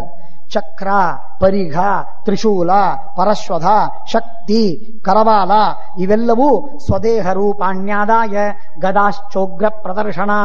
ಸ್ವದೇಹ ರೂಪಾಣ್ಯಾದಾಯ ಆಯಾ ಆಯುಧಗಳ ಅಭಿಮಾನಿ ದೇವತೆಗಳು ಸಾಕ್ಷಾತ್ತಾಗಿ ಅಲ್ಲಿ ಒಂದೊಂದು ರೂಪದಿಂದ ನಿಂತು ರಕ್ಷಣೆ ಮಾಡುವುದಕ್ಕೆ ಸಿದ್ಧರಾಗಿದ್ದಾರೆ. ಆಗ ಈ ಮಾತನ್ನು ಹೇಳಿದಾಗ ಶೌನಕರು ಒಂದು ಪ್ರಶ್ನೆಯನ್ನು ಕೇಳ್ತಾರೆ ಸೌತಿಗೆ, ಉಗ್ರಶ್ರವರಿಗೆ. ಸ್ವಾಮಿ, ನೀವು ಹೇಳಿದಿರಿ ವಾಲಖಿಲ್ಲರಿಗೆ ಮಾಡಿದ ಅಪರಾಧದಿಂದ ಇಂದ್ರನಿಗೆ ಈ ಆಪತ್ತು ಬಂತು ಅಂತ ಹೇಳಿದಿರಿ. ಇಂದ್ರ ವಾಲಖಿಲ್ಯರಿಗೆ ಏನ್ ಆಪತ್ತು ಮಾಡಿದ್ದ, ಏನ್ ಅಪರಾಧ ಮಾಡಿದ್ದ? ಆ ವಾಲಖಿಲ್ಯರು ಅಂದ್ರೆ ಯಾರು? ಅವರು ತಪಸ್ಸು ಯಾಕೆ ಹೆಚ್ಚು? ಅವರದೇನು ವೈಶಿಷ್ಟ್ಯ ಹೇಳಿ ಅಂದಾಗ ಸೌತಿ ಹೇಳ್ತಾರೆ, ನಿಜ, ಇದು ಪುರಾಣದ ವಿಷಯಪ್ಪ, ಬಹಳ ದೊಡ್ಡ ಕಥೆ ಇದು, ಹೇಳ್ತೇನೆ ಸಂಕ್ಷೇಪದಲ್ಲಿ ಒಂದ್ಸಲ ಅಂತ ಹೇಳಿ ಹೇಳ್ತಾರೆ. ನೋಡಿ, ಬಹಳ ಮಹತ್ವದ್ದು, ಎಷ್ಟು ಮಹತ್ವದ ಕಥೆ ಇದೆ. ಸಣ್ಣ ಕಥೆ, ಬಹಳ ಸುಂದರವಾಗಿದೆ, ರೋಚಕ. ಕಶ್ಯಪರು ಒಂದು ದಿವಸ ಯಜ್ಞವನ್ನು ಮಾಡಬೇಕು ಅಂತ ಹೊರಡ್ತಾರೆ. ಯಜ್ಞವನ್ನು ಮಾಡಬೇಕು ಅಂತ ಹೊರಟಾಗ ಅವರು ಎಲ್ಲರಿಗೆ ಹೇಳ್ತಾರೆ, ನೋಡಿಯಪ್ಪ, ನಾನು ಯಜ್ಞವನ್ನು ಮಾಡಬೇಕು ಅಂತಂತೇನೆ, ಆದ್ದರಿಂದ ನೀವೆಲ್ಲ ಸಾಮಾನುಗಳನ್ನು ತೆಗೆದುಕೊಂಡು ಬನ್ನಿ ಅಂತ ಹೇಳ್ತಾರೆ. ಇಂದ್ರ ಹೇಳ್ತಾನೆ, ಆಗ್ಲಿ ಅಪ್ಪ, ನಾನು ಸಾಮಾನು ತೆಗೆದುಕೊಂಡು ಬಂದು ನಿನ್ನ ಸೇವೆಯನ್ನು ಮಾಡ್ತೇನೆ, ಹೋಗಿ ತಗೊಂಡು ಬಾ ಅಂತಂತಾರೆ. ಇಂದ್ರ ಹೋಗಿ ಸಾಮಾನು ತೆಗೆದುಕೊಂಡು ಬರಬೇಕು. ಜೊತೆಗೆ ವಾಲಖಿಲ್ಲರಿದ್ರು ಆ ಋಷಿಗಳು. ಆ ವಾಲಖಿಲ್ಲ ಋಷಿಗಳು ಕೂಡ ಅವರು ಹೇಳ್ತಾರೆ, ನಾವು ಹೋಗಿ ಸಾಮಾನು ತೆಗೆದುಕೊಂಡು ಬರ್ತೇವೆ, ಸೇವೆ ಮಾಡ್ತೇವೆ ನಿಮ್ದು. ಆಗ್ಲಿ ಸ್ವಾಮಿ, ಆಗ್ಲಿ, ಮಾಡ್ತೀವಿ ಅಂತಂತೀರಿ, ಮಾಡಿ ಅಂದಾಗ ಆ ವಾಲಖಿಲ್ಲರೆಲ್ಲರೂ ಹೋದರು. ಎಷ್ಟು ಜನ? 60,000 ಜನ. 100 ಜನ ಗುಂಪು ಕಟ್ಟಿ ಅವರು ಮತ್ತೆ ಸಾಮಾನುಗಳನ್ನು ತರಬೇಕು. ಅವರ ಗಾತ್ರ ಎಷ್ಟು? ಇಷ್ಟು, ಇಷ್ಟೇ ಇಷ್ಟು. ಸಮಿಧ ಒಂದು ಹೊತ್ತು ತರಬೇಕು. ನಗಬೇಡಿ, ನಕ್ಕದ್ದಕ್ಕಾಗಿ ಇಂದ್ರನಿಗೆ ಅನರ್ಥವಾಗಿದೆ. ನಗಬೇಡಿ, ಬಹಳ ದೊಡ್ಡ ಋಷಿಗಳವರು. ಸಣ್ಣ ಸಣ್ಣ ಸಣ್ಣ ಸಣ್ಣ ಇಷ್ಟಿಷ್ಟಿಷ್ಟಿಷ್ಟು 1 ಇಂಚಿನ ಗೊಂಬೆಗಳು. ಆ 1 ಇಂಚಿನ ಗೊಂಬೆಗಳನ್ನ 100 ಜನ ಸೇರಿ ಒಂದು ಸಮಿಧಾವನ್ನು ಹೊತ್ತು ತರಬೇಕವರು. ಹಾಗೆ ತರ್ತಿದ್ರು. ಇದ್ಮಾನಯನೇ ಶಕ್ರೋ ವಾಲಕಿಲ್ಯಾಶ್ಚ ಹ್ರಸ್ವಾನ್ ಅಂಗುಷ್ಠೋದರ ವರ್ಷಮಣಃ ಪಲಾಶವರ್ತಿಕಾಂ ಏಕಾಂ ವಹತ ಸಂಹತಾನ್ ಪಥಿ. ಕೂಡಿಕೊಂಡು ಅದನ್ನು ಹೊತ್ತು ತರ್ತಾ ಇದ್ದಾರೆ. ಕ್ಲಿಶ್ಯಮಾನಾನ್ ಮಂದಬಲಾಂ. ದೇಹತಃ ಬಲ ಇಲ್ಲವರಿಗೆ ಬಹಳ ಕ್ಲೇಶವಾಗ್ತಾ ಇದೆ. ಅವರು ಬರ್ತಾ ಇರುವಾಗ ಒಂದು ಕಡೆಗೆ ಮಣ್ಣಿನ ನೆಲದಲ್ಲಿ ಆಕಳು ಕಾಲಿಟ್ಟಿದೆ. ಕಾಲಿಟ್ಟಾಗ ತೆಗ್ಗಾಗಿದೆ. ಎಷ್ಟು ತೆಗ್ಗು? 4 ಇಂಚಿನ ತೆಗ್ಗದು ಪರಮಾವಧಿ. ಆ 4 ಇಂಚಿನ ತೆಗ್ಗು ಎಷ್ಟು ತೆಗ್ಗು? ಆಳ ಎಷ್ಟು? ಒಂದೂವರೆ ಇಂಚು ಅಷ್ಟೇ ಆಳ. ಅಷ್ಟು ಆಳದಲ್ಲಿ ನೀರು ಬಿದ್ದಿತ್ತು. ವಾಲಕಿಲ್ಲರು ನಡೆದು ಬರ್ತಾ ಇದ್ದಾರೆ. ಆ ಗೋಷ್ಪದದಷ್ಟು ನೀರು ಬಿದ್ದ ಸ್ಥಳದಲ್ಲೂ ಕೂಡ ಒಳಗೆ ಹೋದರೆ ಅವರು ಮುಳುಗಿಬಿಟ್ರು ಅದರೊಳಗೆ. ಅದನ್ನು ಹೊತ್ತು ತರಲಿಕ್ಕೆ ಅವರಿಗೆ ಆಗಲಿಲ್ಲ, ಕಷ್ಟಪಡ್ತಾ ಇದ್ದಾರೆ. ಇಂದ್ರ ಬದಿಯಲ್ಲಿದ್ದ ಅವನು ನೋಡಿದ, ನಕ್ಕ. ಏನಿವರು ಚಿಕ್ಕವರು ಅಂತ ಹೇಳಿ ಅಪಹಾಸ ಮಾಡಿದಾಗ ಅವರು ಶಾಪ ಕೊಟ್ಟರು. ಇಂದ್ರ, ಉನ್ಮತ್ತನಾಗಿದ್ದಿ ನೀನು. ಕುಬ್ಜರು, ಕುಳ್ಳರು, ದುರ್ಬಲರು, ಅಜ್ಞಾನಿಗಳು, ಪಾಪಿಷ್ಠರು, ದುಃಖಿಗಳು ಅಂತ ಹೇಳಿ ನೋಡಿ ನಮ್ಮನ್ನ ಹೀಯಾಳಿಸ್ತೀಯ, ಅಪಮಾನ ಮಾಡ್ತೀಯ. ನಿನ್ನ ಗಾತ್ರ ಎತ್ತರವಾಗಿದೆ, ನೀನು ಬಲಿಷ್ಠನಾಗಿದ್ದಿ, ನೀನು ದಪ್ಪಕ್ಕಿದ್ದಿ, ನೀನು ಸುಂದರನಿದ್ದಿ, ನೀನು ಸಮರ್ಥನಾಗಿದ್ದಿ, 3 ಲೋಕದ ಒಡೆಯ ಅನ್ನುವ ಅಹಂಕಾರ ನಿನಗೆ. ಇಂದ್ರ, ಖಬರ್ದಾರ್, ಎಚ್ಚರ ಇಟ್ಕೋ. ನೀನೇನು ಇಂದ್ರನಾಗಿದ್ದಿ, ನಿನ್ಕಿಂತಲೂ ಭಾರೀ ಪರಾಕ್ರಮಿಯಾದ ವ್ಯಕ್ತಿಯನ್ನ ನಾವು ಸಂಸಾರದೊಳಗೆ, ಜಗತ್ತಿನೊಳಗೆ, 3 ಲೋಕದೊಳಗೆ ನಿನ್ನ ತಲೆ ಮೇಲೆ ಬರತಕ್ಕಂತಹ ಒಬ್ಬ ಮಹಾಪರಾಕ್ರಮಿಯನ್ನು ಹುಟ್ಟಿಸದೇ ಇದ್ರೆ ನಮ್ಮ ಹೆಸರು ವಾಲಕಿಲ್ಯ ಅಲ್ಲ. ಪ್ರತಿಜ್ಞೆ ಮಾಡ್ತಾರೆ ವಾಲಕಿಲ್ಯರು. ಸಣ್ಣ ಕಾಷ್ಠವನ್ನು ಎತ್ತಿ ತರುವಾಗ, ಗೋಷ್ಪದದಲ್ಲಿ ಮುಳುಗಿದಾಗ, ಇಂದ್ರ ಕಂಡು ನಕ್ಕಾಗ ಆ ನಕ್ಕದ್ದಕ್ಕೆ ಶಾಪ ಕೊಡ್ತಾರೆ ವಾಲಕಿಲ್ಲರು. ವಾಲಕಿಲ್ಲರ ಕಥೆ ಬಹಳ ಮಹತ್ವದ್ದು.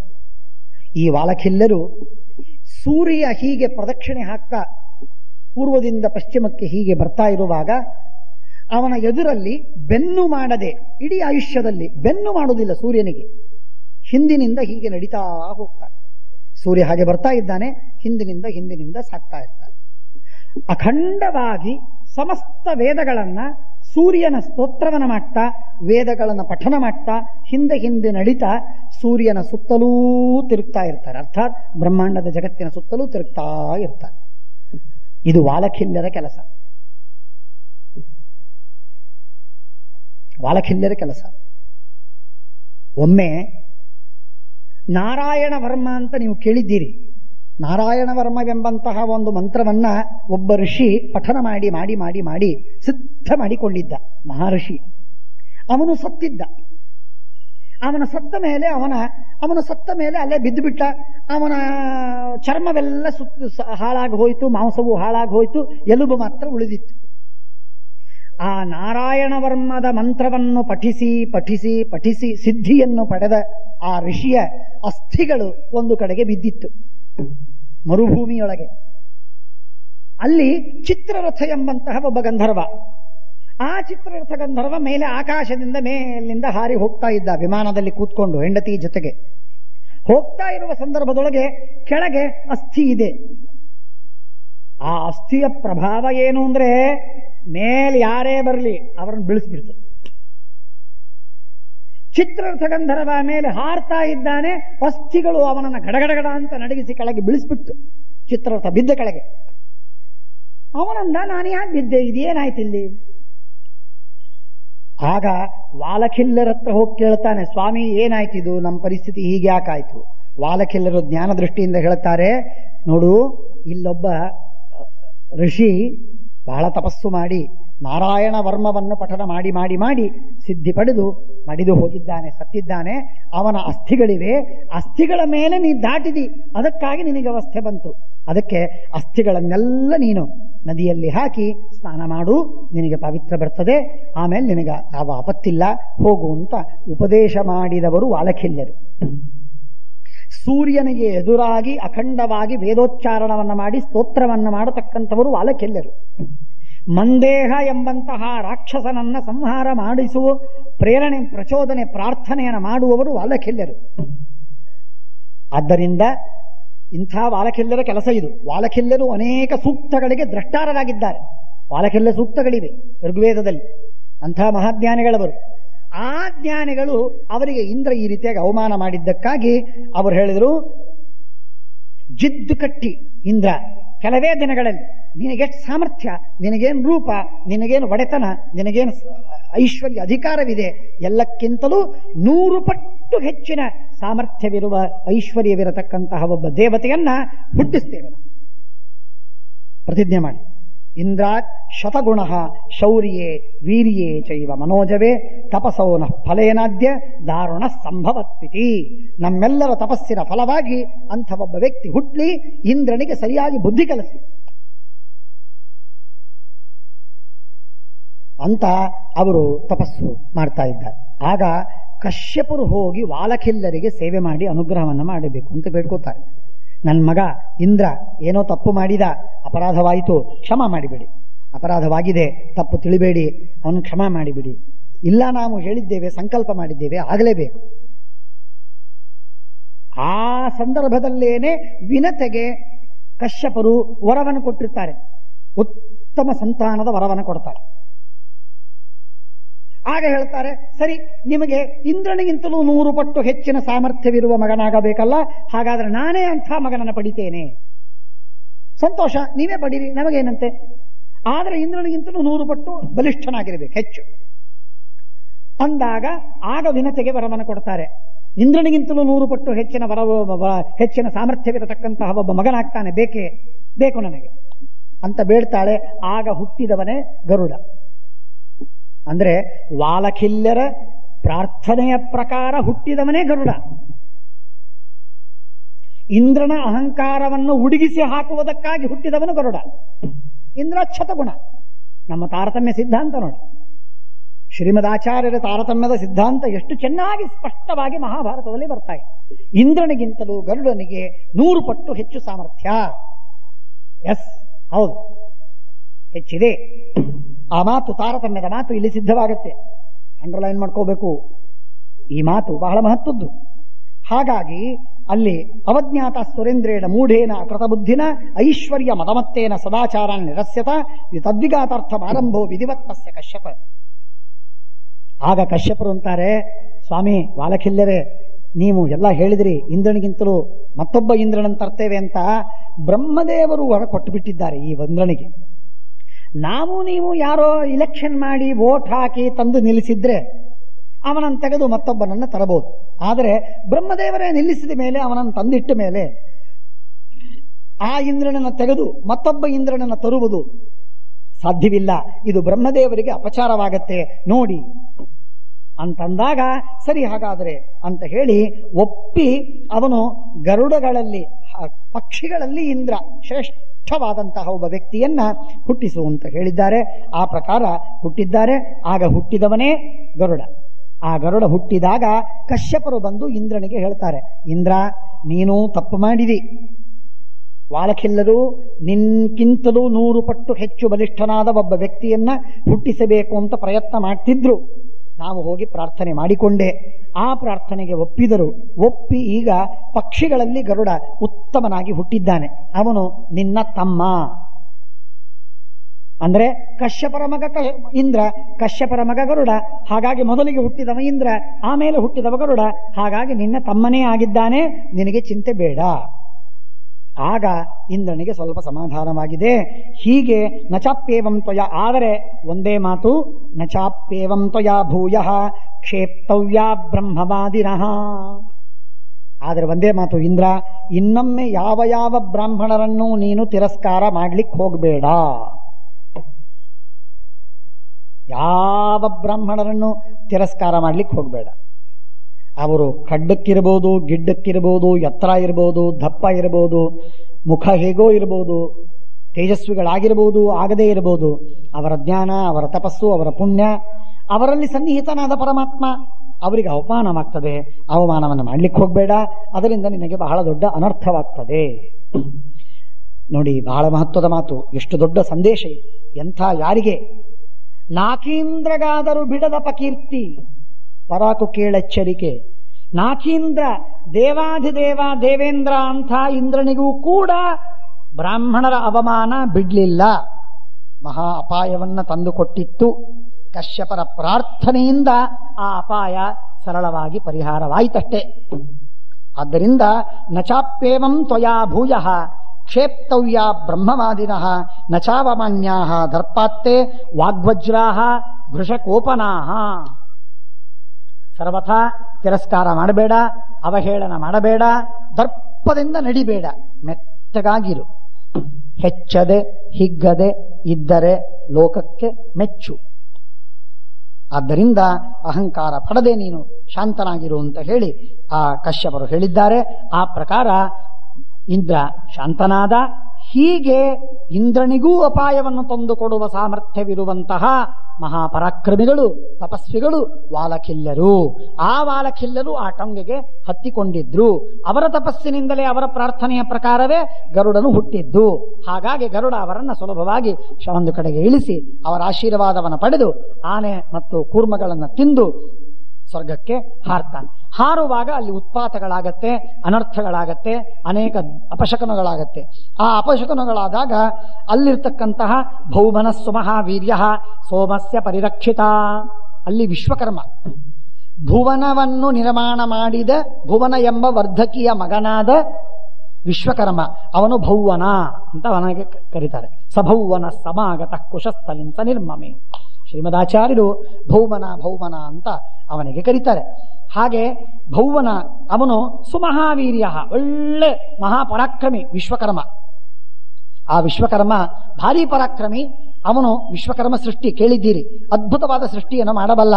ಅವನು ಈ ಅಮೃತವನ್ನು ರಕ್ಷಣೆ ಮಾಡುವುದಕ್ಕಾಗಿ ಅವನ ಹೊಣೆಗಾರ, ಅವನ ಜವಾಬ್ದಾರ ಅಲ್ಲಿ ಇದ್ದಾನೆ, ರಕ್ಷಣೆ ಮಾಡ್ತಾ ಇದ್ದಾನೆ. ನೋಡಿ, ಅಮೃತವನ್ನು ರಕ್ಷಣೆ ಮಾಡುವುದಕ್ಕೆ ಎಷ್ಟು ಭೌತಿಕವಾದ ವ್ಯವಸ್ಥೆಯನ್ನೂ ಮಾಡಿದ್ದಾರೆ. ಸತೇನ ಪತಕೇಂದ್ರೇಣ ಪಕ್ಷತುಂಡ ನಕೈಕ್ಷತಃ. ವಿಶ್ವಕರ್ಮನ ಹತ್ರ ಬಂದು ಗರುಡ ಬಂದವನೇ ಬಂದು ಕೊಕ್ಕಿನಿಂದ ಚುಚ್ಚುತ್ತಾನೆ, ಉಗುರುಗಳಿಂದ ಚುಚ್ಚುತ್ತಾನೆ, ರೆಕ್ಕೆಗಳಿಂದ ಬಡಿತಾನೆ. ಹೊಡೆದು ಹೊಡೆದು ಹೊಡೆದು ಹೊಡೆದು ವಿಶ್ವಕರ್ಮನನ್ನ ಹಣ್ಣು ಮಾಡಿ ಕಳಿಸಿಬಿಟ್ಟ ಗರುಡ. ಹಾ ಅಂತನ್ನುವ 2 ಕ್ಷಣಗಳಲ್ಲಿ ವಿಶ್ವಕರ್ಮನನ್ನು ಸೋಲಿಸಿಬಿಟ್ಟ. ಮುಹೂರ್ತ ಮತಲಂ ಯುದ್ಧ ಕೃತ್ವ ವಿನಿಹತೋ ಯುಧಿ ಹೋಗಿಬಿಟ್ಟ. ಇನ್ನೇನು ಮಾಡೋದು? ಆಗ ರಜಶ್ಚೋದ್ಭೂಯ, ಅವನ ರೆಕ್ಕೆ ಬಡಿತಾ ಬಡಿತಾ ಇರುವಾಗ ಕೆಳಗಿರುವ ಮಣ್ಣೆಲ್ಲ ಮೇಲಕ್ಕೆದ್ದು ಇಡೀ ಭೂಮಿ, ಸ್ವರ್ಗದಲ್ಲಿರುವ ಭೂಮಿ ಎಲ್ಲ ಮಣ್ಣೇ ಮಣ್ಣು ಮಣ್ಣೇ ಮಣ್ಣು. ಯಾರಿಗೂ ಕಣ್ಣಿಗೆ ಕಾಣದೇ ಇದ್ದಂತೆ ಟಿಯರ್ ಗ್ಯಾಸ್ ಬಿಟ್ಟಾಗಾಯ್ತು. ಎಲ್ಲ ಕಡೆಗೆ ಮಣ್ಣು. ಏನ್ ಮಾಡಬೇಕು? ಆಗ ವಾಯುಮಚೋದಯತ ಪ್ರವಹ ವಾಯುಗೆ ಇಂದ್ರ ಹೇಳ್ತಾನೆ, ವಾಯು ನಿನ್ ಕೆಲಸ, ಈಗ ಇಷ್ಟೆಲ್ಲ ಧೂಳಿ ಆಗಿದೆ, ಇಡೀ ದಿಗ್ದೇಶದಲ್ಲೆಲ್ಲ ವ್ಯಾಪಿಸಿ ಬಿಟ್ಟಿದೆ, ಈ ಗಾಳಿಯನ್ನು ನೀನು ಬೀಸಿ ಮಣ್ಣನ್ನೆಲ್ಲ ಒಂದು ಕಡೆಗೆ ಹಾಕಿಬಿಡು ಅಂತ ಹೇಳಿದ. ಪ್ರವಾಯು ತಾನು ಬೀಸಿ ಆ ಮಣ್ಣು ಧೂಳಿ ಎಲ್ಲ ಒಂದು ಕಡೆಗೆ ಮಾಡಿಬಿಟ್ಟ. ಪರಿಹಾರವಾಯಿತು. ಅಥವಾಯುರಪೋವಾಹ ತದ್ರಜಸ್ತರಸಾ ಬಲಿ. ಆಮೇಲೆ ಯುದ್ಧ, ಘನಘೋರವಾಗಿ ಯುದ್ಧ. ಎಷ್ಟು ಜನ ರಕ್ಷಣೆ ಮಾಡಲಿಕ್ಕಿದ್ದಾರೆ. ಒಂದು ಗುಂಪು, 2ನೇ ಸರ್ಕಲ್, 3ನೇ ಸರ್ಕಲ್, 4ನೇ ಸರ್ಕಲ್, ಹೀಗೆ ಬೇರೆ ಬೇರೆ ಬೇರೆ ಬೇರೆ ಬೇರೆ ಆಯುಧಗಳನ್ನು ಧಾರಣ ಮಾಡಿಕೊಂಡ ಜನರೆಲ್ಲ ಆ ಅಮೃತವನ್ನು ರಕ್ಷಣೆ ಮಾಡಲಿಕ್ಕಿದ್ದಾರೆ. ಗರುಡ ಬಂದು ಯುದ್ಧ ಮಾಡ್ತಾನೆ. ಚಕ್ರೈರಾದಿತ್ಯ ರೂಪಿಭಿ, ಏನ್ ಭಾರಿ ಪ್ರಕಾಶಮಾನವಾದ ಚಕ್ರಗಳು, ಆ ಚಕ್ರಗಳನ್ನು ಕತ್ತರಿಸಿ ಯುದ್ಧಗಳನ್ನು ಮಾಡಿ ಅವೆಲ್ಲವನ್ನು ಪಕ್ಷಿರಣ್ಣವ್ಯಕಂಪತ. ಏನು ಮಾಡಿದ್ರು ಗರುಡ ಮಾತ್ರ ಸ್ಥಿರವಾಗಿ ನಿಂತಿದ್ದಾನೆ. ಏನಿಲ್ಲ, ತನ್ನ ಚುಂಚಿನಿಂದ, ಉದ್ದಾದ ಚುಂಚಿನಿಂದ ಅವರನ್ನು ಹೊಡಿತಾನೆ, ಬಡಿತಾನೆ. ಆಯುಧಗಳನ್ನು ಹಾಕಿದರೆ ಎಲ್ಲ ಮುರಿದು ಬೀಳ್ತಾ ಇವೆ. ಗರುಡನಿಗೆ ಏನೇನೇನೇನೂ ಆಗ್ತಾ ಇಲ್ರಿ. ಏನ್ ಅದ್ಭುತ ಪರಾಕ್ರಮ! ಅಬ್ಬಬ್ಬ! ಶುಶ್ರೂಷೋಣಿತಂಬಹು. ಅವನು ಚುಚ್ಚಿದಾಗ ಮೈಯೆಲ್ಲ ರಕ್ತ ಬೀಳಬೇಕು ದೇವತೆಗಳಿಗೆ. ಅವ್ರು ಎಷ್ಟೇ ಅಮೃತ ಕುಡಿದಿರಲಿ, ಎಷ್ಟು ಅಮೃತ ಕುಡಿದ್ರೇನ್ರಿ ಗರುಡನ ಮುಂದೆ ಎಲ್ಲಿ ನಡೀತದೆ ಅವರದು? ಎಲ್ಲ ಅಮೃತ ಕುಡಿದವರ ರಕ್ತ ಎಲ್ಲ ಸೋರಿ ಹೋಗ್ತಾ ಇತ್ತು. ಸಾಧ್ಯರು, ವಸುಗಳು, ಆದಿತ್ಯರು, ಅಶ್ವಿನಿ ದೇವತೆಗಳು ಎಲ್ಲರೂ ದಿಕ್ಕಾಪಾಲು, ಪೂರ್ವಕ್ಕೊಬ್ರು, ಪಶ್ಚಿಮಕ್ಕೊಬ್ರು, ದಕ್ಷಿಣಕ್ಕೆ ಒಂದೊಂದು ದಿಕ್ಕಿಗೆ ಒಬ್ಬೊಬ್ರು ಹೋಗಿದ್ದಾರೆ. ಅಶ್ವಕ್ರಂದ, ವೀರ, ರೇಣುಕ, ಕೃತನ, ವ್ಯೂರ, ತಪನ, ಉಲೂಕ, ಶ್ವಸನ, ನಿಮೇಶ, ಪ್ರರುಜ, ಪುಲಿನ, ಹೀಗೆಲ್ಲರೂ ಯುದ್ಧವಾಡಿ ಎಲ್ಲರೂ ಹೋಗಿಬಿಟ್ಟು ಆಮೇಲೆ ಗರುಡ ತಾನು ದೊಡ್ಡ ದೊಡ್ಡ ದೇವತೆಗಳ ಜೊತೆಗೆ ಯುದ್ಧವಾಡುವುದಕ್ಕಾಗಿ ದೊಡ್ಡ 8100 ಮುಖಗಳನ್ನು ಮಾಡಿಕೊಳ್ತಾನೆ. 8100 ಮುಖಗಳನ್ನು ಮಾಡಿಕೊಳ್ತಾನೆ. ನವತೀಹಿ 98 ನವತಿರ್ಮುಖಾನಂ ಕೃತ್ವಾ ಮಹಾತ್ಮ ಗರುಡ ತಪಸ್ವಿ. ಮಹಾಪರಾಕ್ರಮಿಯಾದ ಗರುಡ ಆಗ ಅಲ್ಲಿ ಹೋಗ್ತಾನೆ. ನದೀ ಸಮಾಪೀಯ ಮುಖೈಸ್ತತಸ್ತೈ ಸುಶೀಘ್ರಮಾಗಮ್ಯ ಪುನರ್ಜವೇನೆ ಎಲ್ಲವನ್ನು ಮಾಡಿ ಆಮೇಲೆ ವಪುರನ್ಯದಲ್ಪಂ ಇಷ್ಟಾಯ್ತು. ಎಲ್ಲ ಕಡೆಗೆ ಎಲ್ಲ ದೇವತೆಗಳು ದಿಕ್ಕಾಪಾಲಾಗಿ ಹೋದರು. ಆದರೆ ಆ ಅಮೃತವನ್ನು ರಕ್ಷಣೆ ಮಾಡುವುದಕ್ಕಾಗಿ ಅಲ್ಲೊಂದು ಚಕ್ರವನ್ನು ಇಟ್ಟಿದ್ದಾರೆ. ಕರಕರ ಕರ ಕರ ಕರ ಅಂತ ತಿರುಗ್ತದೆ. ಚಕ್ರ ಅತೀ ಸೂಕ್ಷ್ಮವಾದದ್ದು. ವಜ್ರ ಕೊರದ ಹಚ್ಚಿದ್ದಾರೆ. ಹತ್ತಿ ಬಿಟ್ಟರೆ ಕತ್ತರಿಸಿ ಬಿಡುತ್ತದೆ. ಕೆಳಗೆ 2 ಹಾವುಗಳು, ದೊಡ್ಡ ಬುಸುಗುಟ್ಟುವ ಹಾವು. ಅವು ನೋಡಿದರೆ ಸಾಕು, ಕಣ್ಣಿಂದ ನೋಡಿದರೆ ಸಾಕು ವಿಷ ಕಾರ್ತವೆ, ಬೆಂಕಿ ಕಾರ್ತವೆ. ಅಂಥ ಭಯಾನಕವಾದ ಹಾವುಗಳು. ಚಕ್ರ ಮೇಲಿದೆ. ಅದರ ಹಿಂದೊಂದು ಯಂತ್ರವನ್ನು ಇಟ್ಟಿದ್ದಾರೆ. ಆ ಯಂತ್ರ ಯಾರು ಬಂದರೂ ಸುಟ್ಟು ಬಿಡುತ್ತದೆ. ಹೀಗೆ ವಿಚಿತ್ರವಾಗಿರುವ ಸಚಕ್ರಂ ಕ್ಷುರಪರ್ಯಂತಂ ಅಪಶ್ಯದ ಮೃತಂತಿಕೆ ಭ್ರಮಂತ ಪರಿಭ್ರಮಂತ ಮನಿಷಂ ತೀಕ್ಷ್ಣಧಾರ ಮಯಸ್ಮಯಂ ಬಂದ. ಆಗ ಗರುಡ ನೋಡಿದ, ಏನ್ ಮಾಡಬೇಕೀಗ? ಆ ಅಮೃತವನ್ನು ತರಬೇಕು. ಅಷ್ಟೆಲ್ಲ ಚಕ್ರ ಗಿಕ್ರ ಯಂತ್ರ ಮತ್ತೊಂದು ಮುಗುದೊಂದು ಹಾವು ಎಲ್ಲದರ ಮಧ್ಯದೊಳಗೆ ಆ ಅಮೃತ ಕಲಶ, ಅದನ್ನು ತರಬೇಕು. ಏನ್ ಮಾಡಬೇಕು ನೋಡಿದ. ಗರುಡ ಎಷ್ಟು ಎತ್ತರವಾದ ದೇಹವನ್ನು ತಾಳಿದ್ದ. ಅಷ್ಟು ಎತ್ತರವಾದ ದೇಹವನ್ನು ಬಿಟ್ಟು ಸಣ್ಣ ಹುಳವಾಗಿ ಬಿಟ್ಟ. ಸೂಕ್ಷ್ಮ ಮಕ್ಷಿಕೋಪಮಃ, ಸಣ್ಣ ಹುಳವಾದ, ನೊಣಕ್ಕಿಂತಲೂ ಸಣ್ಣ ರೂಪವನ್ನು ತಾಳಿದ. ವಪುರನ್ಯದಲ್ಪಂ ಪ್ರವೇಷ್ಟು ಕಾಮೋ ಅಗ್ನಿಮಭಿಪ್ರಶಾಮ್ಯ. ಬೆಂಕಿ ಉರಿತಾ ಇದೆ, ಅವುಗಳೊಳಗೆ ದಾಟಿ ಹೋಗುವುದಕ್ಕೆ ಸಣ್ಣ ಚಕ್ರದ ಮಧ್ಯದಲ್ಲಿ ಮತ್ತೆ ಹೋಗಬೇಕು ಅಂತ ಸಣ್ಣ ರೂಪವನ್ನು ತಾಳಿದ. ಒಳಗೋದ. ಯಂತ್ರಂ ದೇವೈ ಸುನಿರ್ಮಿತಂ ತಸ್ಯಾಂತರಂ ಸದೃಷ್ಟ ಇವ ಪರ್ಯವರ್ತತ ಖೇಚರ ಸಂಕ್ಷಿಪ್ಯಾಂಗಂ ಕ್ಷಣೇನ ಚಕ್ಷುರು ವಿಷೌ. ಕಣ್ಣಿನಿಂದ ವಿಷವನ್ನು ಕಾರ್ತವೆ, ಬೆಂಕಿಯನ್ನು ಕೊಡ್ತವೆ, ಸುಟ್ಟು ಬಿಡುತ್ತವೆ. ನೋಡಿದರೆ ಸಾಕು. ಹಾವುಗಳ ಕಣ್ಣ ಮುಂದೆ ಗರುಡ ತಾನು ಬರಬಾರದು ಅಂತ. ಹಾವುಗಳ ಕಣ್ಣ ಮುಂದೆ ಗರುಡ ಬಂದ್ರೆ ಏನಾಗ್ತಿರಲಿಲ್ಲ ಗರುಡನಿಗೆ. ಆದರೆ ಆ ಹಾವುಗಳ ಮರ್ಯಾದೆ ಉಳಿಸಿ ತನ್ನ ಕೆಲಸ ಸಾಧಿಸ್ಕೋಬೇಕು. ಅದಕ್ಕಾಗಿ ಆ ಹಾವುಗಳ ಕಣ್ಣ ಮುಂದೆ ತಾನು ಬರಬಾರದು. ಏನ್ ಮಾಡಬೇಕು ವಿಚಾರ ಮಾಡಿದ. ಗರುಡ ಒಂದು ವಿಚಾರ ಮಾಡಿ ತನ್ನ ರೆಕ್ಕೆಗಳನ್ನು ಜೋರಾಗಿ ಬಡದಾಗ ಧೂಳಿ ಎತ್ತು. ಆ ಧೂಳಿ ಎದ್ದು ಆ ಹಾವುಗಳ ಕಣ್ಣಿನಲ್ಲಿ ಹೋಯಿತು. ಕಣ್ಣು ಮುಚ್ಚಿ ಕೂತ್ಕೊಂಡ್ರು. ಅಷ್ಟರೊಳಗೆ ಗರುಡ ಒಳಗೋದ. ಹಾವಿಗೆ ಕಣ್ಣಿಗೆ ಕಾಣದಂತಾಯಿತು. ಕಣ್ಣಲ್ಲಿ ಮಣ್ಣು ಬಂದಾಗ, ಮಣ್ಣೆರಿಚಿದಾಗ, ಕಣ್ಣು ಮುಚ್ಚಿದಾಗ ಒಳಗೆ ಹೋಗಿ ಅಮೃತ ಕಲಶವನ್ನು ಹಿಡಿದ. ಚಕ್ರ ತಿರುಗ್ತಾ ಇದೆ. ಅಮೃತ ಕಲಶವನ್ನು ನಿಧಾನಕ್ಕೆ ತಂದ. ತಾನು ಸಣ್ಣ ರೂಪ, ಬಾಳ ಶಕ್ತಿ. ಆ ಕಲಶವನ್ನು ಹೊರಗೆ ತಂದವನೇ ತಂದು ಆಚ್ಛಿನತ್ತರಸ ಮಧ್ಯೆ ಸೋಮಂ ಅಭ್ಯದ್ರವತ್ತತಃ ಅಪೀತ್ವೈವಾಮೃತಂ. ಆ ಅಮೃತದೊಳಗಿರುವ ಒಂದು ಹನಿ ಕುಡಿಲಿಲ್ಲ, ಒಂದು ಹನಿ ಅಂತ ಕುಡಿಲಿಲ್ಲ. ಆದರೆ ಕಲಶವನ್ನು ಎತ್ತಿದ. ಯಾಕೆ? ತಾಯಿಯ ದಾಸ್ಯವನ್ನ ಪರಿಹಾರ ಮಾಡಬೇಕು. ಒಂದೇ ಒಂದು ಉದ್ದೇಶ, ತಾಯಿಯ ಸೇವೆ ಮಾಡಬೇಕು ಅನ್ನುವ ಉದ್ದೇಶದಿಂದ ಬಂದ. ಅಮೃತವನ್ನು ತೆಗೆದುಕೊಂಡ, ಹೊರಗೆ ಬಂದ. ಆಗ ಅವನು ಹಾರಿ ಅಮೃತ ಕಲಶವನ್ನು ತೆಗೆದುಕೊಂಡು ಮೇಲಕ್ಕೆ ಹೋಗ್ತಾ ಇದ್ದಾನೆ. ಹೋಗುವಾಗ ವಿಷ್ಣು ಕಂಡ. ಪರಮಾತ್ಮ ನೋಡಿದ. ಬೇಷ್ ಗರುಡ, ಬೇಷ್, ಬಹಳ ಒಳ್ಳೆಯದಾಯ್ತು.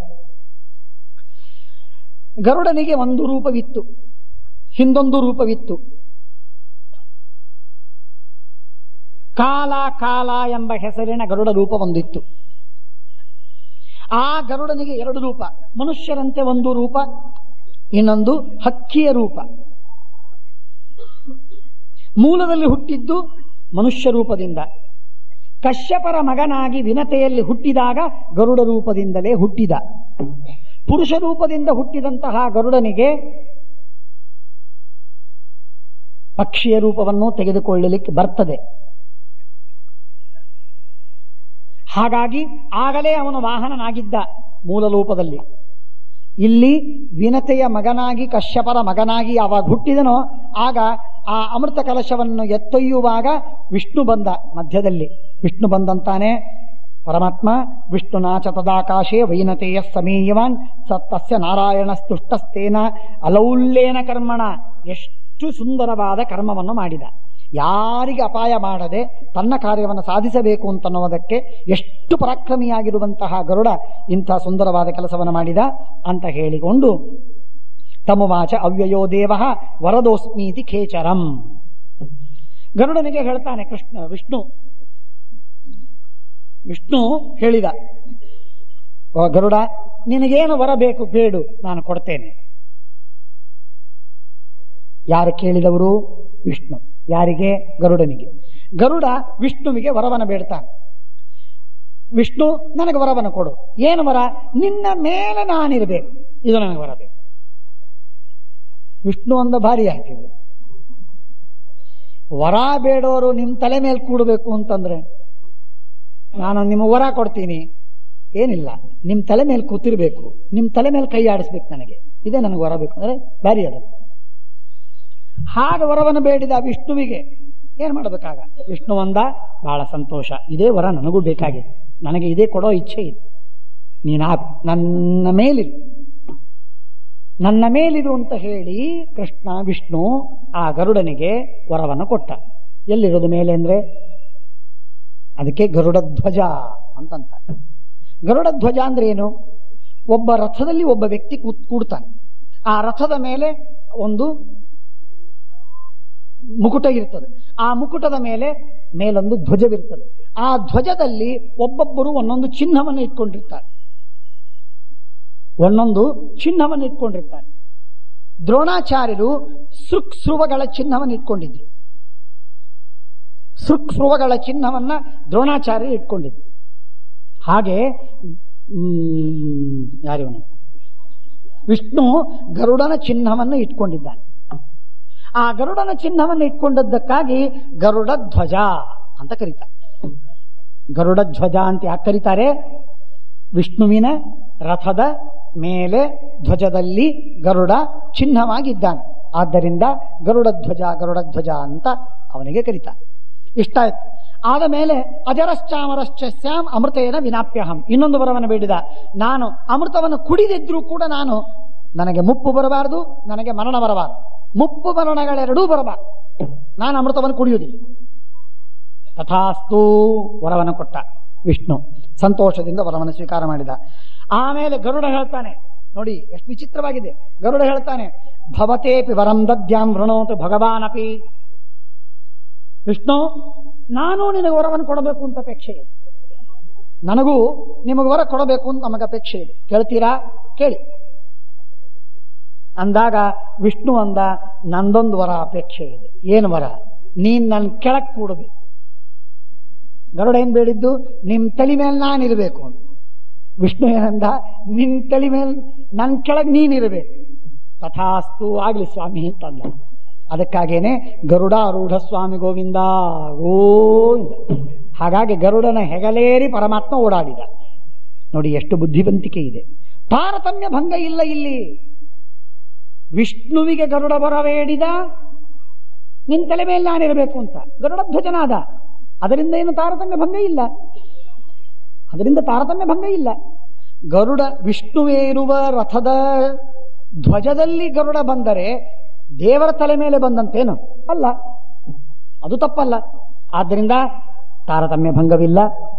ಈ ಕಡೆಗೆ ವರ ಬೇಡಿದ್ದೇನು ವಿಷ್ಣು, ನೀನು ನಿನ್ನ ತಲೆ ಮೇಲೆ ನಾನು ಕೂಡಬೇಕು.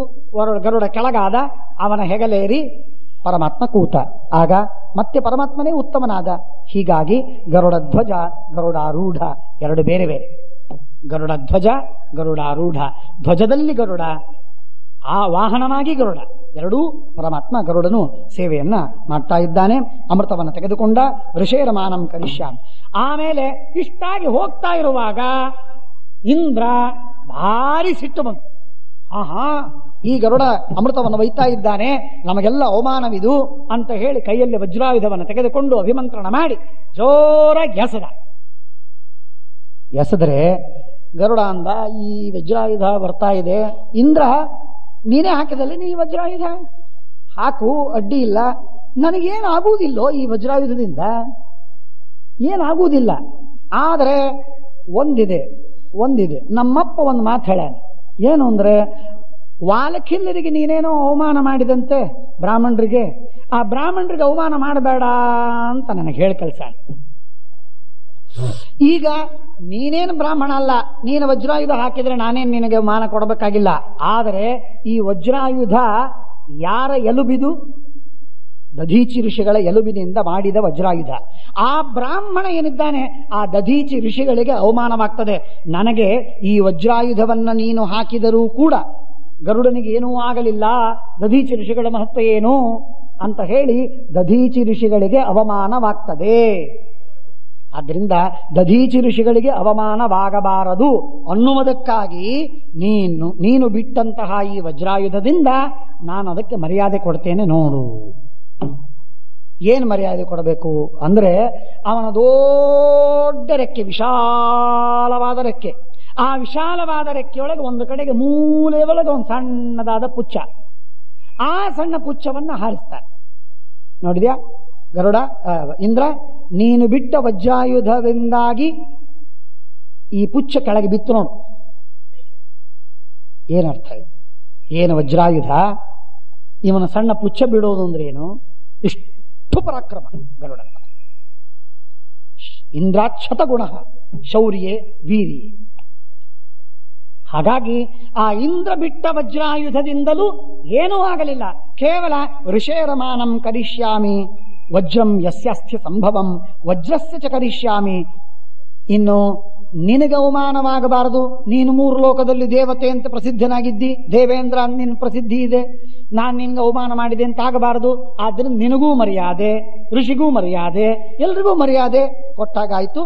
ನನ್ನ ಪುಚ್ಛ ಬಿಚ್ಚಿ ನೋಡ್ ಅಂತ ಹೇಳಿ ಒಂದು ಸಣ್ಣ ಪುಚ್ಛ ದೊಡ್ಡ ಅವನ ರೆಕ್ಕೆಯೊಳಗಿರುವ ಸಣ್ಣ ಪುಚ್ಛವನ್ನು ಬಿಚ್ಚಿದ, ಕೆಳಗೆ ಬಿತ್ತದು. ಶ್ರೀಮದಾಚಾರ್ಯರು ಈ ಮಾತನ್ನ, ಈ ಸಣ್ಣ ಘಟನೆಯನ್ನ ವಿಪತೌ ವಜ್ರೋ ಯಥಾಭವತ್,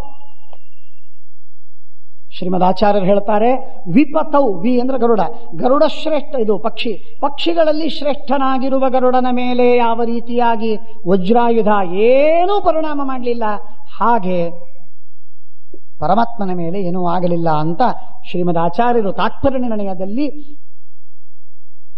ಏತತ್ ಪತ್ರಂ ತ್ಯಜಮ್ಯೇಕಂ ಯಸ್ಯಾಂತಂ ನೋಪಲಪ್ಸಿಸೆ. ಆ ಸಣ್ಣ ಪತ್ರ ಏನಿದೆ ಅದು ಮೇಲಿನಿಂದ ಬಿದ್ದದ್ದು ಎಲ್ಲಿ ಬಿತ್ತು ಅಂತ ಗೊತ್ತೂ ಆಗಲಿಲ್ಲ, ಅಷ್ಟು ಸಣ್ಣದದು, ಅಷ್ಟು ಕ್ಷುಲ್ಲಕ. ಅಂದ್ರೆ ಅವನ ಪರಾಕ್ರಮ ಅಷ್ಟಿತ್ತು. ಅದಕ್ಕಾಗಿ ಅವನನ್ನು ನೋಡಿ ಅವನ ರೆಕ್ಕೇನೇ ಅಷ್ಟು ಗಟ್ಟಿ, ಅವನ ಗಟ್ಟಿ ಅಲ್ಲ, ಅವನ ರೆಕ್ಕೇನೇ ಅಷ್ಟು ಗಟ್ಟಿ, ವಜ್ರಾಯುಧ ಬಿಟ್ಟು ಏನಾಗಲಿಲ್ಲ. ಆದ್ದರಿಂದ ಪರ್ಣ ಅಂದ್ರೆ ರೆಕ್ಕೆ, ಪರ್ಣ ಅಂದ್ರೆ ರೆಕ್ಕೆ, ರೆಕ್ಕೆಗಳು ಬಹಳ ಗಟ್ಟಿಯಾಗಿವೆ. ಆದ್ದರಿಂದ ಸುಪರ್ಣ, ಸೂಪರ್ಬ್ ಪರ್ಣ ಅಂತ ಅರ್ಥ. ಗರುಡನ ಪರ್ಣಗಳು, ರೆಕ್ಕೆಗಳು ಹೇಗಿದೆ? ಸೂಪರ್ಬ್, ಉತ್ತಮವಾಗಿವೆ. ಆದ್ದರಿಂದ ಸುಪರ್ಣ ಅಂತ ಅವನಿಗೆ ಹೆಸರು ಕೊಟ್ಟಿದ್ದಾರೆ. ಗರುಡ ಮತ್ತು ಸುಪರ್ಣ ಅಂತ ಗರುತ್ಮಾನ್ ಅಂತ ಹೆಚ್ಚಾಯಿತು ಹೆಸರಾಯಿತು. ಖಗೋ ಮಹದಿದಂ ಭೂತಂ ಮತ್ವ ಇತಿ ಮತ್ವ ಭಾಷತ. ಆಗ ಅವನು ಹೇಳ್ತಾನೆ, ನಿನ್ನ ಬಲವನ್ನು ತಿಳ್ಕೋಬೇಕು ಅಂತ ಅಪೇಕ್ಷೆ ಇದೆ. ಆಗ ಇಂದ್ರ ಕೇಳಿದಾಗ ಗರುಡ ಹೇಳ್ತಾನೆ, ನಿಜ, ಅನಿಮಿತ್ತಂ ಸುರಶ್ರೇಷ್ಠ ಸದ್ಯ ಪ್ರಾಪ್ನೋತಿ ಗರ್ಹಣ. ಇಂದ್ರ, ನೀನೇನೋ ಕೇಳಿದಿ ನನ್ನ ಬಲ ಏನು ಅಂತ, ನಾನು ಹೇಳ್ತೀನಿ, ಆದರೆ ಹಾಗೆ ಹೇಳಬಾರದು, ನಿಜವಾಗಿ ಹೇಳಬಾರದು. ಮನುಷ್ಯ ತನ್ನನ್ನು ತಾನು ಹೇಳಿಕೊಳ್ಳಬಾರದು, ಹೊಗಳಿಕೊಳ್ಳಬಾರದು. ತನ್ನ ಬಲವನ್ನ, ಸಾಮರ್ಥ್ಯವನ್ನ ಯಾವುದನ್ನು ಜನರ ಹತ್ರ ಹೇಳಬಾರದು. ಕಾಮಂ ನೈತತ್ ಪ್ರಶಂಸಂತೆ ಸಂತ ಸ್ವಬಲ ಸಂಸ್ತವಂ. ತಮ್ಮ ಸಾಮರ್ಥ್ಯವನ್ನ ಹೇಳಿಕೊಳ್ಳುವುದು ಇದು ಕ್ಷುದ್ರದ ಕೆಲಸ. ಅಲ್ಪರಿಗೆ ಸ್ವಲ್ಪ ಮಾತಾಡಿಸಿ ಅವರಿಗೆ ಅದನ್ನ ಅರ್ಧ ಗಂಟೆ ಹೇಳ್ತಾರೆ, ತಮ್ಮ ಮಹಾತ್ಮ್ಯವನ್ನು ಹೇಳ್ತಾ ಇರ್ತಾರೆ. ದೇವರ ಮಹಾತ್ಮ್ಯ ಹೋಯಿತು, ವೆಂಕಟೇಶ್ ದೇವರ ಮಹಾತ್ಮ್ಯ, ವಿಷ್ಣುವಿನ ಮಹಾತ್ಮ್ಯ, ಕೃಷ್ಣ ಮಹಾತ್ಮ್ಯ, ವಾಯು ಮಹಾತ್ಮ್ಯ, ಗೌರಿ ಮಹಾತ್ಮ್ಯ, ಎಲ್ಲ ಮಹಾತ್ಮ್ಯಗಳು ಹೋದು. ತಮ್ಮ ಮಹಾತ್ಮ್ಯ, ಗುರು ಮಹಾತ್ಮ್ಯ ಹೋಯಿತು, ತಮ್ಮ ಮಹಾತ್ಮ್ಯ ಮುಖ್ಯವಾಯಿತು. ಅರ್ಧ ಗಂಟೆ ಹೇಳ್ತಾರೆ ಬೇಕಾದ್ರೆ. ಹೀಗಿರ್ತಾರೆ. ಅದೆಲ್ಲ ಸರಿಯಲ್ಲ. ಗುಣಸಂಕೀರ್ತನಂ ಚಾಪಿ ಪೃಷ್ಟೇನ ಅನ್ಯೇನ ಗೋಪತೆ ವಕ್ತವ್ಯಂ ನತು ವಕ್ತವ್ಯಂ ಸ್ವಯಮೇವ ಶತಕ್ರತು. ಬಹಳ ಒತ್ತಾಯ ಮಾಡಿ ಕೇಳಿದಾಗ ತಮ್ಮ ವಿಷಯದಲ್ಲಿ ಒಂದೆರಡು ಮಾತುಗಳನ್ನು ಹೇಳಬೇಕೇ ಹೊರತು ಕೇಳದಿದ್ದಾಗ ಎಂದಿಗೂ ತಮ್ಮ ಮಹಾತ್ಮ್ಯವನ್ನ ದೊಡ್ಡ ಸ್ಥಿತಿಯನ್ನ ಹೇಳಿಕೊಳ್ಳಲಿಕ್ಕೆ ಹೋಗಬಾರದು. ಬ್ರೂಯುಸ್ನಿಗ್ಧಸ್ಯ ಶಿಷ್ಯಸ್ಯ ಗುರವೋ ಗುಹ್ಯಮಪ್ಯುತ ಎನ್ನುವ ನಿಯಮವೂ ಬೇರೆ ಇದೆ. ನ ಹ್ಯಾತ್ಮ ಸಂಸ್ತವಯುಕ್ತಂ ಸಂಯುಕ್ತಂ ವಕ್ತವ್ಯ ಅನಿಮಿತ್ತತಃ. ವಿನಾಕಾರಣವಾಗಿ ಯಾವ ನಿಮಿತ್ತವಿಲ್ಲದೆ ತನ್ನನ್ನು ತಾನು ಸ್ತೋತ್ರ ಮಾಡಿಕೊಳ್ಳುವ ಮಾತು, ತನ್ನನ್ನು ಹೊಗಳಿಕೊಳ್ಳುವಂತಹ ಮಾತುಗಳನ್ನ ಎಂದೆಂದಿಗೂ ಮನುಷ್ಯ ಆಡಬಾರದು. ಆದರೆ ಇಂದ್ರ, ನೀನು ಬಹಳವಾಗಿ ಕೇಳಿದ್ದಿ. ವಹೇ ಪಕ್ಷೇಣ ವೈ ಶಕ್ರ ತ್ವಾಮತ್ಯತ್ರಾವಲಂಬಿನಂ ಹೇಳ್ತಾನೆ.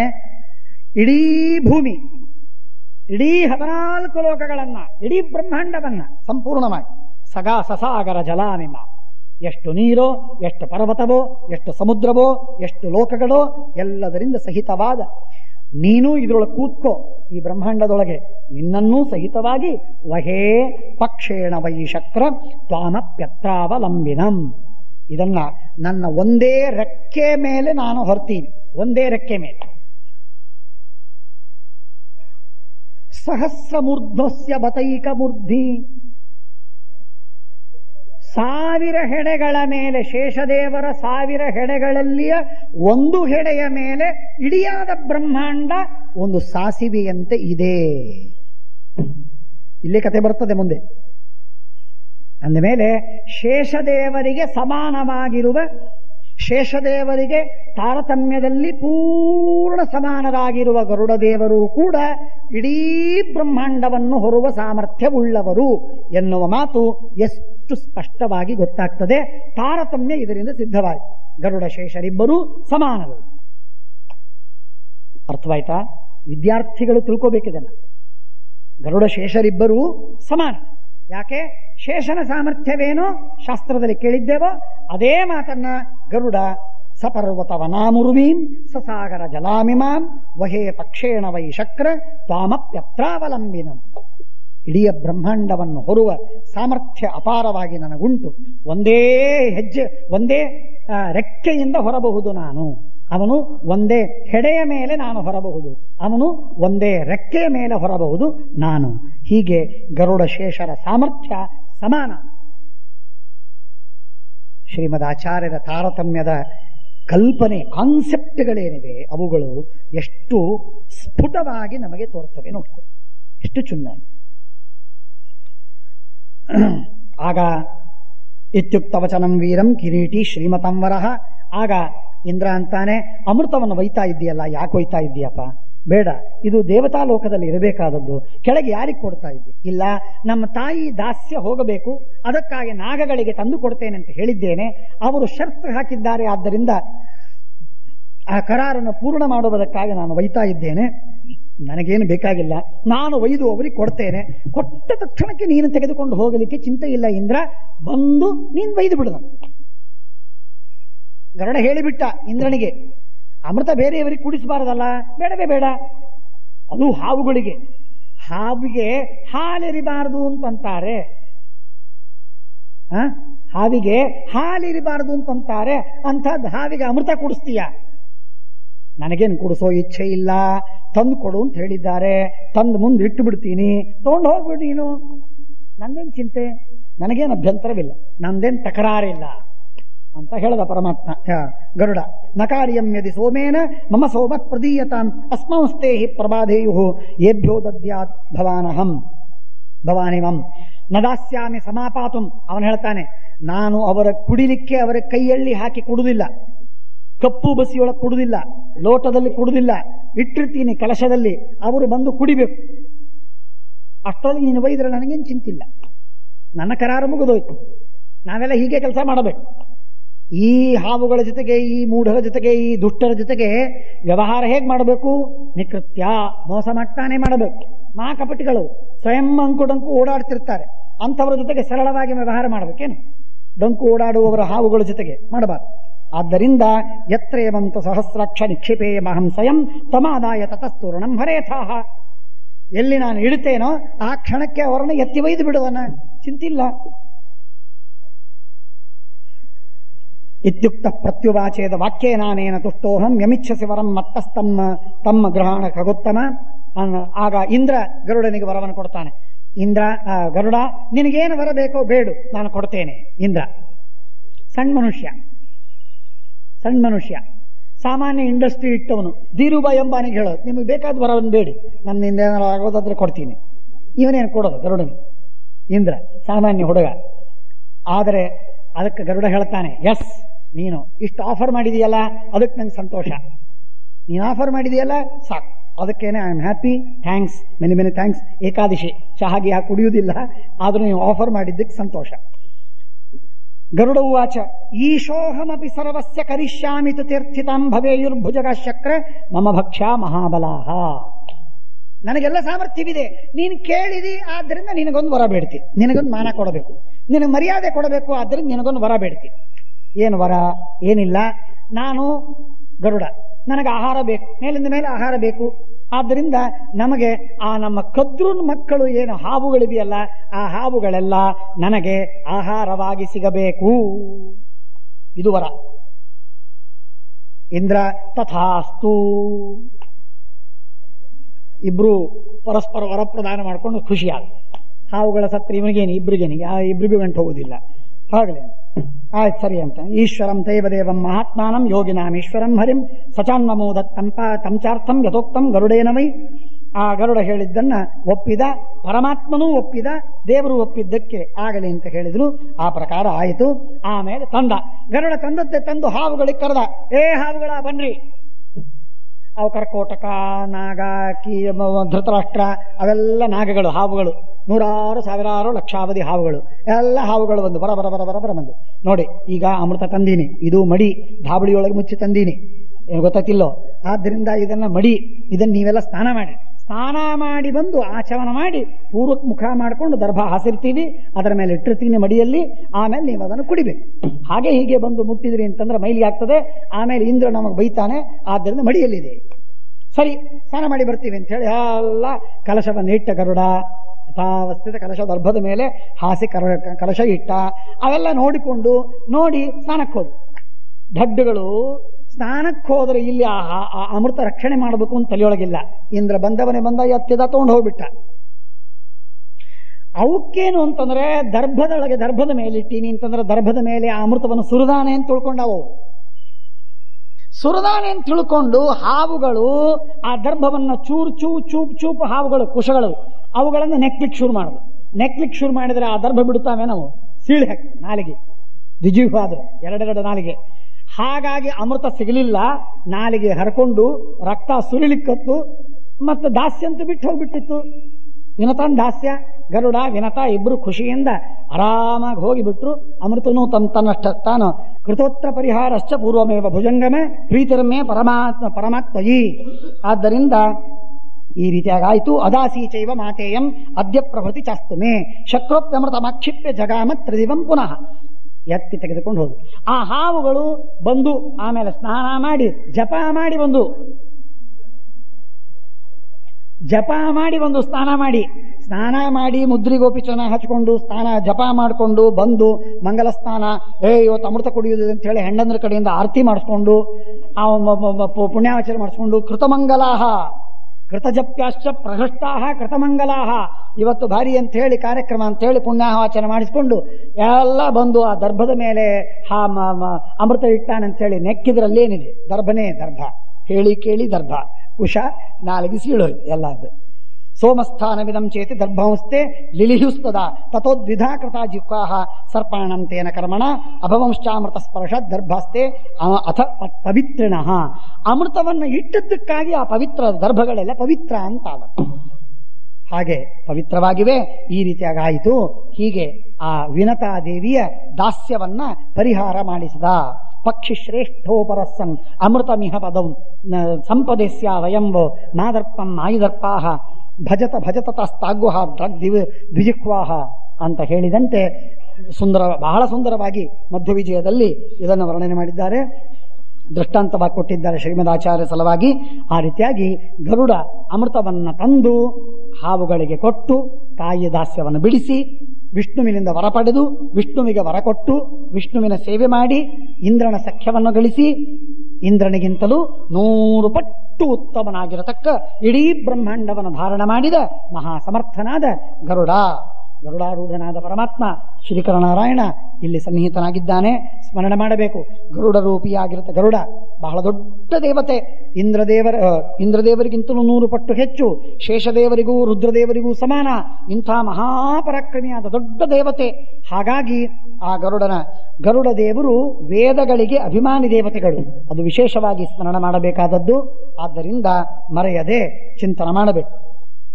ಶೌನಕರು ಕೇಳ್ತಾರೆ, ಗರುಡನ ಕಥೆ ಆಯಿತು, ಅರುಣನ ಕಥೆ ಆಯಿತು, ಆದರೆ ಹಾವುಗಳ ಹೆಸರುಗಳನ್ನು ಹೇಳಿಲ್ಲ ನೀವು, ಹೇಳಿ ಅಂದಾಗ ಶೇಷ ಮೊದಲನೇದವನು, ವಾಸುಕಿ ಎರಡನೇದವನು, ಐರಾವತ 3, ತಕ್ಷಕ 4, ಕರ್ಕೋಟಕ 5, ಧನಂಜಯ 6, ಕಾಲಿಯ 7, ಮಣಿನಾಗ 8, ಹೀಗೆ ಬೇರೆ ಬೇರೆ ಬೇರೆ ಬೇರೆ ಏಲಾಪತ್ರ ಎಂಬಂತಹ ಹಾವು. ಇವೆಲ್ಲ ಬೇರೆ ಬೇರೆ ಹಾವುಗಳಿವೆ ಅಂತ ಗೊತ್ತಾಯ್ತು. ತೇಷಾಂತ ಭಗವಾನ್ ಶೇಷ ಕದ್ರೂಂ ತ್ಯಕ್ವಾ ಮಹಾಯಶಾಹ. ಇದರೊಳಗೆ ಇಷ್ಟು 100 ಸಾವಿರಾರು ಹಾವುಗಳಿವೆ, ಅವುಗಳೆಲ್ಲ ಹೆಸರಿದೆ. ಆದರೆ ಶೇಷ ಮೊದಲನೇದವನು. ಬಹಳ ಶ್ರೇಷ್ಠನಾದಂತಹ ಹಾವು. ಆ ಹಾವು ಅವನು ತಪಸ್ಸು ಮಾಡಿದ. ಉಗ್ರಂ ತಪಸ್ಸಮಾತಸ್ಥೆ. ಗಾಳಿ ಕುಡಿದು ಅಖಂಡವಾಗಿ ತಪಸ್ಸು ಮಾಡಿದ. ಅವನಂದ ಸರ್ವಥಾ ಈ ಹಾವುಗಳ ಜೊತೆಗೆ ನಾನಿರುವುದಿಲ್ಲ. ಬರೀ ಜಗಳ ಗಂಟು. ಯಾವಾಗಲೂ ದ್ವೇಷ, ಮಾತ್ಸರ್ಯ, ಸಿಟ್ಟು. ತಪಸ್ಸಮಾತಸ್ಥೆ ವಾಯುಭಕ್ಷೋ ಯತವ್ರತಃ ಗಂಧಮಾದನ ಮಾಸಾಧ್ಯ ಬದರ್ಯಾಂಚ ತಪೋವ್ರತಃ. ಗಂಧಮಾದನ ಪರ್ವತದೊಳಗೆ ಬದರಿಕಾಶ್ರಮದಲ್ಲಿ ಅಲ್ಲಿ ಹೋಗಿ ವಾಸವಾಗಿದ್ದಾರೆ. ಅಲ್ಲಿ ತಪಶ್ಚರ್ಯವನ್ನು ಮಾಡ್ತಾ ಇದ್ದಾನೆ ಶೇಷದೇವರು. ಗೋಕರ್ಣದಲ್ಲಿ ಸ್ವಲ್ಪ ದಿವಸ, ಪುಷ್ಕರದಲ್ಲಿ ಸ್ವಲ್ಪ ದಿವಸ, ಹಿಮಾಲಯ ಪರ್ವತದಲ್ಲಿ ಏಕಾಂತಶೀಲವಾಗಿ ವಿಜಿತೇಂದ್ರಿಯನಾಗಿ ಅಖಂಡವಾಗಿ ತಪಶ್ಚರ್ಯವನ್ನು ಮಾಡ್ತಾ ಇದ್ದಾನೆ. ಎಲ್ಲ ಇಡೀ ಸೋರಿ ಹೋಗಿದೆ. ಅವರ ಶಕ್ತಿ ಎಲ್ಲ, ದೈಹಿಕವಾದಂತಹ ಬಲ, ಮಾಂಸದ ಬಲ ಎಲ್ಲ ಹೋಗಿಬಿಟ್ಟಿದೆ. ಅವನಂತಾನೆ, ಸ್ವಾಮಿ ಏನ್ ಮಾಡ್ಲಿ ನಾನು? ನನ್ನ ತಮ್ಮಂದರೆಲ್ಲರೂ ಕೂಡ ಅಸೂಯೆ, ಬರೀ ಜಗಳ, ಬರೀ ಸಿಟ್ಟು, ಬುಸ್ ಅಂತ. ಯಾವಾಗ ಮಾತಾಡಿಸಿದ್ರೆ ಸಾಕು ಬುಸ್ ಅಂತ. ಏನ್ ಮಾಡಿದೆ? ಎಷ್ಟು ಮನಸ್ಸಿಗೆ ಅಸಮಾಧಾನವಾಗ್ತದೆ. ಪ್ರೀತಿಯಿಂದ 2 ದಿನ ಇರ್ಲಿಕ್ಕೆ ಅವಕಾಶ ಕೊಡುವುದಿಲ್ಲ. ಅಭ್ಯಸೂಯಂತೆ ಸತತಂ ಪರಸ್ಪರಂ ಅಮಿತ್ರವತ ಅಸ್ಮಾಕಂ ಚಾಪರೋಭ್ರಾತ ವೈನತೆಯೋ ಅಂತರಿಕ್ಷಕಃ. ಗರುಡ ವಿನತೆಯ ಮಗ, ಉತ್ತಮನಾದ ಬಲಿಷ್ಠ. ಅವನ ಜೊತೆಗೆ ಅಸೂಯ ಪಡ್ತಾರೆ, ಯಾವಾಗಲೂ ಜಗಳಾಡ್ತಾರೆ. ತಂಚದ್ವಿಷಂತೆ ಸತತಂ ಸಚಾಪಿ ಬಲವತ್ತರಃ. ಅವನು ಮಹಾಪರಾಕ್ರಮಿ. ಅವನು ಇವರನ್ನು ಕಿಮ್ಮತ್ತೇ ಕೊಡುವುದಿಲ್ಲ, ತಿಂದು ಬಿಡ್ತಾನವ. ಅವನು ಮಾಡಿದ್ದು ತಪ್ಪಲ್ಲ, ಇವರೆಲ್ಲರೂ ಅವನ ದ್ವೇಷ ಮಾಡ್ತಾರೆ. ಆದ್ದರಿಂದ ಸರಿಯಲ್ಲ. ಕೃತೋತ್ರ ಪರಿಹಾರಶ್ಚ ಪೂರ್ವಮೇವ ಭುಜಂಗಮ. ಆದ್ದರಿಂದ ದಯವಿಟ್ಟು ನಾನು ಇನ್ನು ಮೇಲೆ ಆ ಹಾವುಗಳ ಜೊತೆಗೆ ಸಹವಾಸ ಮಾಡುವುದಿಲ್ಲ, ಬಿಟ್ಟು ಪ್ರತ್ಯೇಕವಾಗಿರ್ತೇನೆ. ನನಗೆ ಇಲ್ಲಿ ಬೇಡವೇ ಬೇಡ, ನನಗೆ ವರವನ್ನು ಕೊಡ್ರಿ ಅಂದಾಗ ಆಗ ಅವರು ಹೇಳ್ತಾರೆ, ಇಲ್ಲ, ಇದಕ್ಕೆ ಉತ್ತಮವಾಗಿರತಕ್ಕಂತಹ ನಿನ್ನ ಉದ್ದೇಶ ಗೊತ್ತಾಯಿತು. ನಾವು ಈ ಎಲ್ಲ ಹಾವುಗಳ ಸಂಹಾರವಾಗಬೇಕು ಅಂತ ವ್ಯವಸ್ಥೆ ಆಗಿಬಿಟ್ಟಿದೆ. ಅದಕ್ಕೇನು ಉಪಾಯವಿಲ್ಲ, ಹಾಗೇ ಆಗತ್ತೆ. ಪ್ರೀತಿರಮೇ ಪರಮಾತ್ಮಯಿ, ನಿನ್ನ ಮೇಲೆ ನಮಗೆ ಬಹಳ ಪ್ರೀತಿ ಇದೆ. ನೋಡಿ, ಮತ್ತೊಂದು ಆಶೀರ್ವಾದ, ಸುಂದರವಾದ ಆಶೀರ್ವಾದದ ಶ್ಲೋಕ ಏನಂತ? ಭೂಯೋ ಭೂಯಶ್ಚತೆ ಬುದ್ಧಿ ಧರ್ಮೇ ಭವತು ಸುಸ್ಥಿರ. ಮೇಲಿಂದ ಮೇಲೆ ನಿನಗೆ ಯಾವಾಗಲೂ ಧರ್ಮದಲ್ಲೇ ಬುದ್ಧಿ ಯಾವಾಗಲೂ ಪ್ರವರ್ಧಮಾನವಾಗಲಿ. ಆಶೀರ್ವಾದವನ್ನು ಮಾಡ್ತಾ ಇದ್ದಾರೆ ಬ್ರಹ್ಮದೇವರು. ಶೇಷದೇವರು ಪ್ರಾರ್ಥನೆ ಮಾಡ್ತಾರೆ. ಪ್ರಾರ್ಥನೆ ಮಾಡುವುದು ಏನ್ ಮಾಡಬೇಕು ಕೇಳ್ಕೊಳ್ಳಿ, ಬರ್ಕೊಳ್ಳಿ. ಧರ್ಮೇ ಮೇ ರಮತಾನ್ ಬುದ್ಧಿ ಶಮೇ ತಪಸಿ ಚೇಶ್ವರ. ಯಾವಾಗಲೂ ಧರ್ಮವನ್ನು ಮಾಡಬೇಕು, ತಪಸ್ಸು ಮಾಡಬೇಕು, ಭಗವಂತನಲ್ಲಿ ನಿಷ್ಠೆ ಇರಬೇಕು ಎನ್ನುವಂತಹ ಬುದ್ಧಿ ನನಗೆ ಕೊಡಿ ಅಂತ ವರವನ್ನು ಬೇಡಬೇಕು. ಬೇಡುವುದರೆ ಹಾಗೆ ಬೇಡಬೇಕು, ಕೊಡುವುದಾದರೆ ಹೀಗೆ ಕೊಡಬೇಕು. ಬ್ರಹ್ಮದೇವರು ಆಶೀರ್ವಾದವನ್ನು ಮಾಡಿ ಹೇಳ್ತಾರೆ ಬ್ರಹ್ಮಶೇಷನಿಗೆ, ಶೇಷ ನಿನ್ನದೊಂದು ಕೆಲಸವಾಗಬೇಕು, ಮಹತ್ತರವಾದ ಕೆಲಸವಾಗಬೇಕು. ಏನದು? ಇಮಾಂ ಮಹೀಂ ಶೈಲವನೋಪಪನ್ನಾಂ ಸಸಾಗರ ಗ್ರಾಮ ವಿಹಾರ ಪತ್ತನಾಂ ತ್ವಂ ಶೇಷ ಸಮ್ಯಕ್ ಚಲಿತಂ ಯಥಾವತ್ ಸಂಗೃಹ್ಯ ತಿಷ್ಠಸ್ವ ಯಥಾ ಚಲಾಸ್ಯ. ಇಡೀ ಬ್ರಹ್ಮಾಂಡದ ಕೆಳಗಡೆ ಹೋಗಿ ಶೇಷ ಇಡೀ ಬ್ರಹ್ಮಾಂಡವನ್ನು ನಿನ್ನ ತಲೆಯ ಮೇಲೆ ನೀನು ಧಾರಣ ಮಾಡಬೇಕು. ಇದು ನಿನ್ನ ಕೆಲಸ.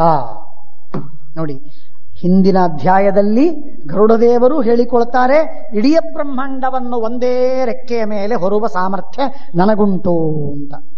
ಇಲ್ಲಿ ಬ್ರಹ್ಮದೇವರು ಶೇಷದೇವರಿಗೆ ಹೇಳ್ತಾರೆ, ನಿನ್ನ ಸಾಮರ್ಥ್ಯ ಅಪಾರವಾಗಿದೆ, ನೀನು ಇಡೀ ಬ್ರಹ್ಮಾಂಡವನ್ನ ನಿನ್ನ ತಲೆಯ ಮೇಲೆ, ನಿನ್ನ ಹೆಡೆಯ ಮೇಲೆ ಧಾರಣ ಮಾಡಿಕೊಂಡಿರಬೇಕು. ಆಗಲಿ ಸ್ವಾಮಿ, ಅವಶ್ಯವಾಗಲಿ, ಇದೊಂದು ಸೇವೆ ನಾನು ಮಾಡ್ತೇನೆ ಅಂತ ಹೇಳಿ ಬ್ರಹ್ಮದೇವರು ಹೇಳಿದ ಪ್ರಕಾರ ಭೂಮಿಯಲ್ಲಿ ವಿವರವನ್ನು ಮಾಡಿಕೊಂಡು ಬ್ರಹ್ಮಾಂಡದ ಕೆಳಗೆ ಹೋಗಿ ಶೇಷದೇವರು ಇಡೀ ಬ್ರಹ್ಮಾಂಡವನ್ನ ತಲೆಯ ಮೇಲೆ ಧಾರಣ ಮಾಡಿಕೊಂಡಿದ್ದಾರೆ. ಈ ರೀತಿಯಾಗಿದೆ.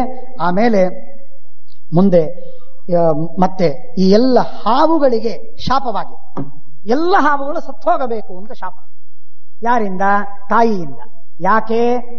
ಯಾವಾಗ ತಾಯಿ ಹೇಳಿದ್ಲು ಆ ಉಚ್ಚೈಶ್ರವೆಂಬ ಕುದುರೆಯ ಬಾಲವನ್ನ ಕಪ್ಪು ಮಾಡಿ ಅಂತ ಹಾವುಗಳಿಗೆ ಹೇಳಿದ್ಲು, ಆಗ ಯಾವಾಗ ಹಾವುಗಳು ಒಪ್ಪಲಿಲ್ಲ ಆ ಹಾವುಗಳಿಗೆ ಶಾಪವನ್ನು ಕೊಟ್ಟು ಬಿಟ್ಟಿದ್ದಾಳೆ. ನೀವೆಲ್ಲ ಪರೀಕ್ಷಿದ್ರ ಜನಮೇಜಯನ ಯಜ್ಞದಲ್ಲಿ ಭಸ್ಮವಾಗಿ ಹೋಗಿ ಅಂತ ಶಾಪ ಕೊಟ್ಟಿದ್ದಾಳೆ. ಆ ಶಾಪವನ್ನ ಪರಿಹಾರ ಮಾಡಿಕೊಳ್ಳಬೇಕು ಅಂತನ್ನುವುದಕ್ಕಾಗಿ ಮೀಟಿಂಗ್ ಮಾಡ್ತಾ ಇದ್ವಿ ಹಾವುಗಳೆಲ್ಲ ಕೂಡಿಕೊಂಡು. ಒಂದು ಹಾವು ಹೇಳಿತು, ಏನಿಲ್ಲ, ನಾವು ಬ್ರಾಹ್ಮಣರಾಗಿ ಹೋಗಿ ಜನಮೇಜಯನಿಗೆ ಬೇಡಿಕೊಳ್ಳೋಣ, ವರ ಕೊಡು.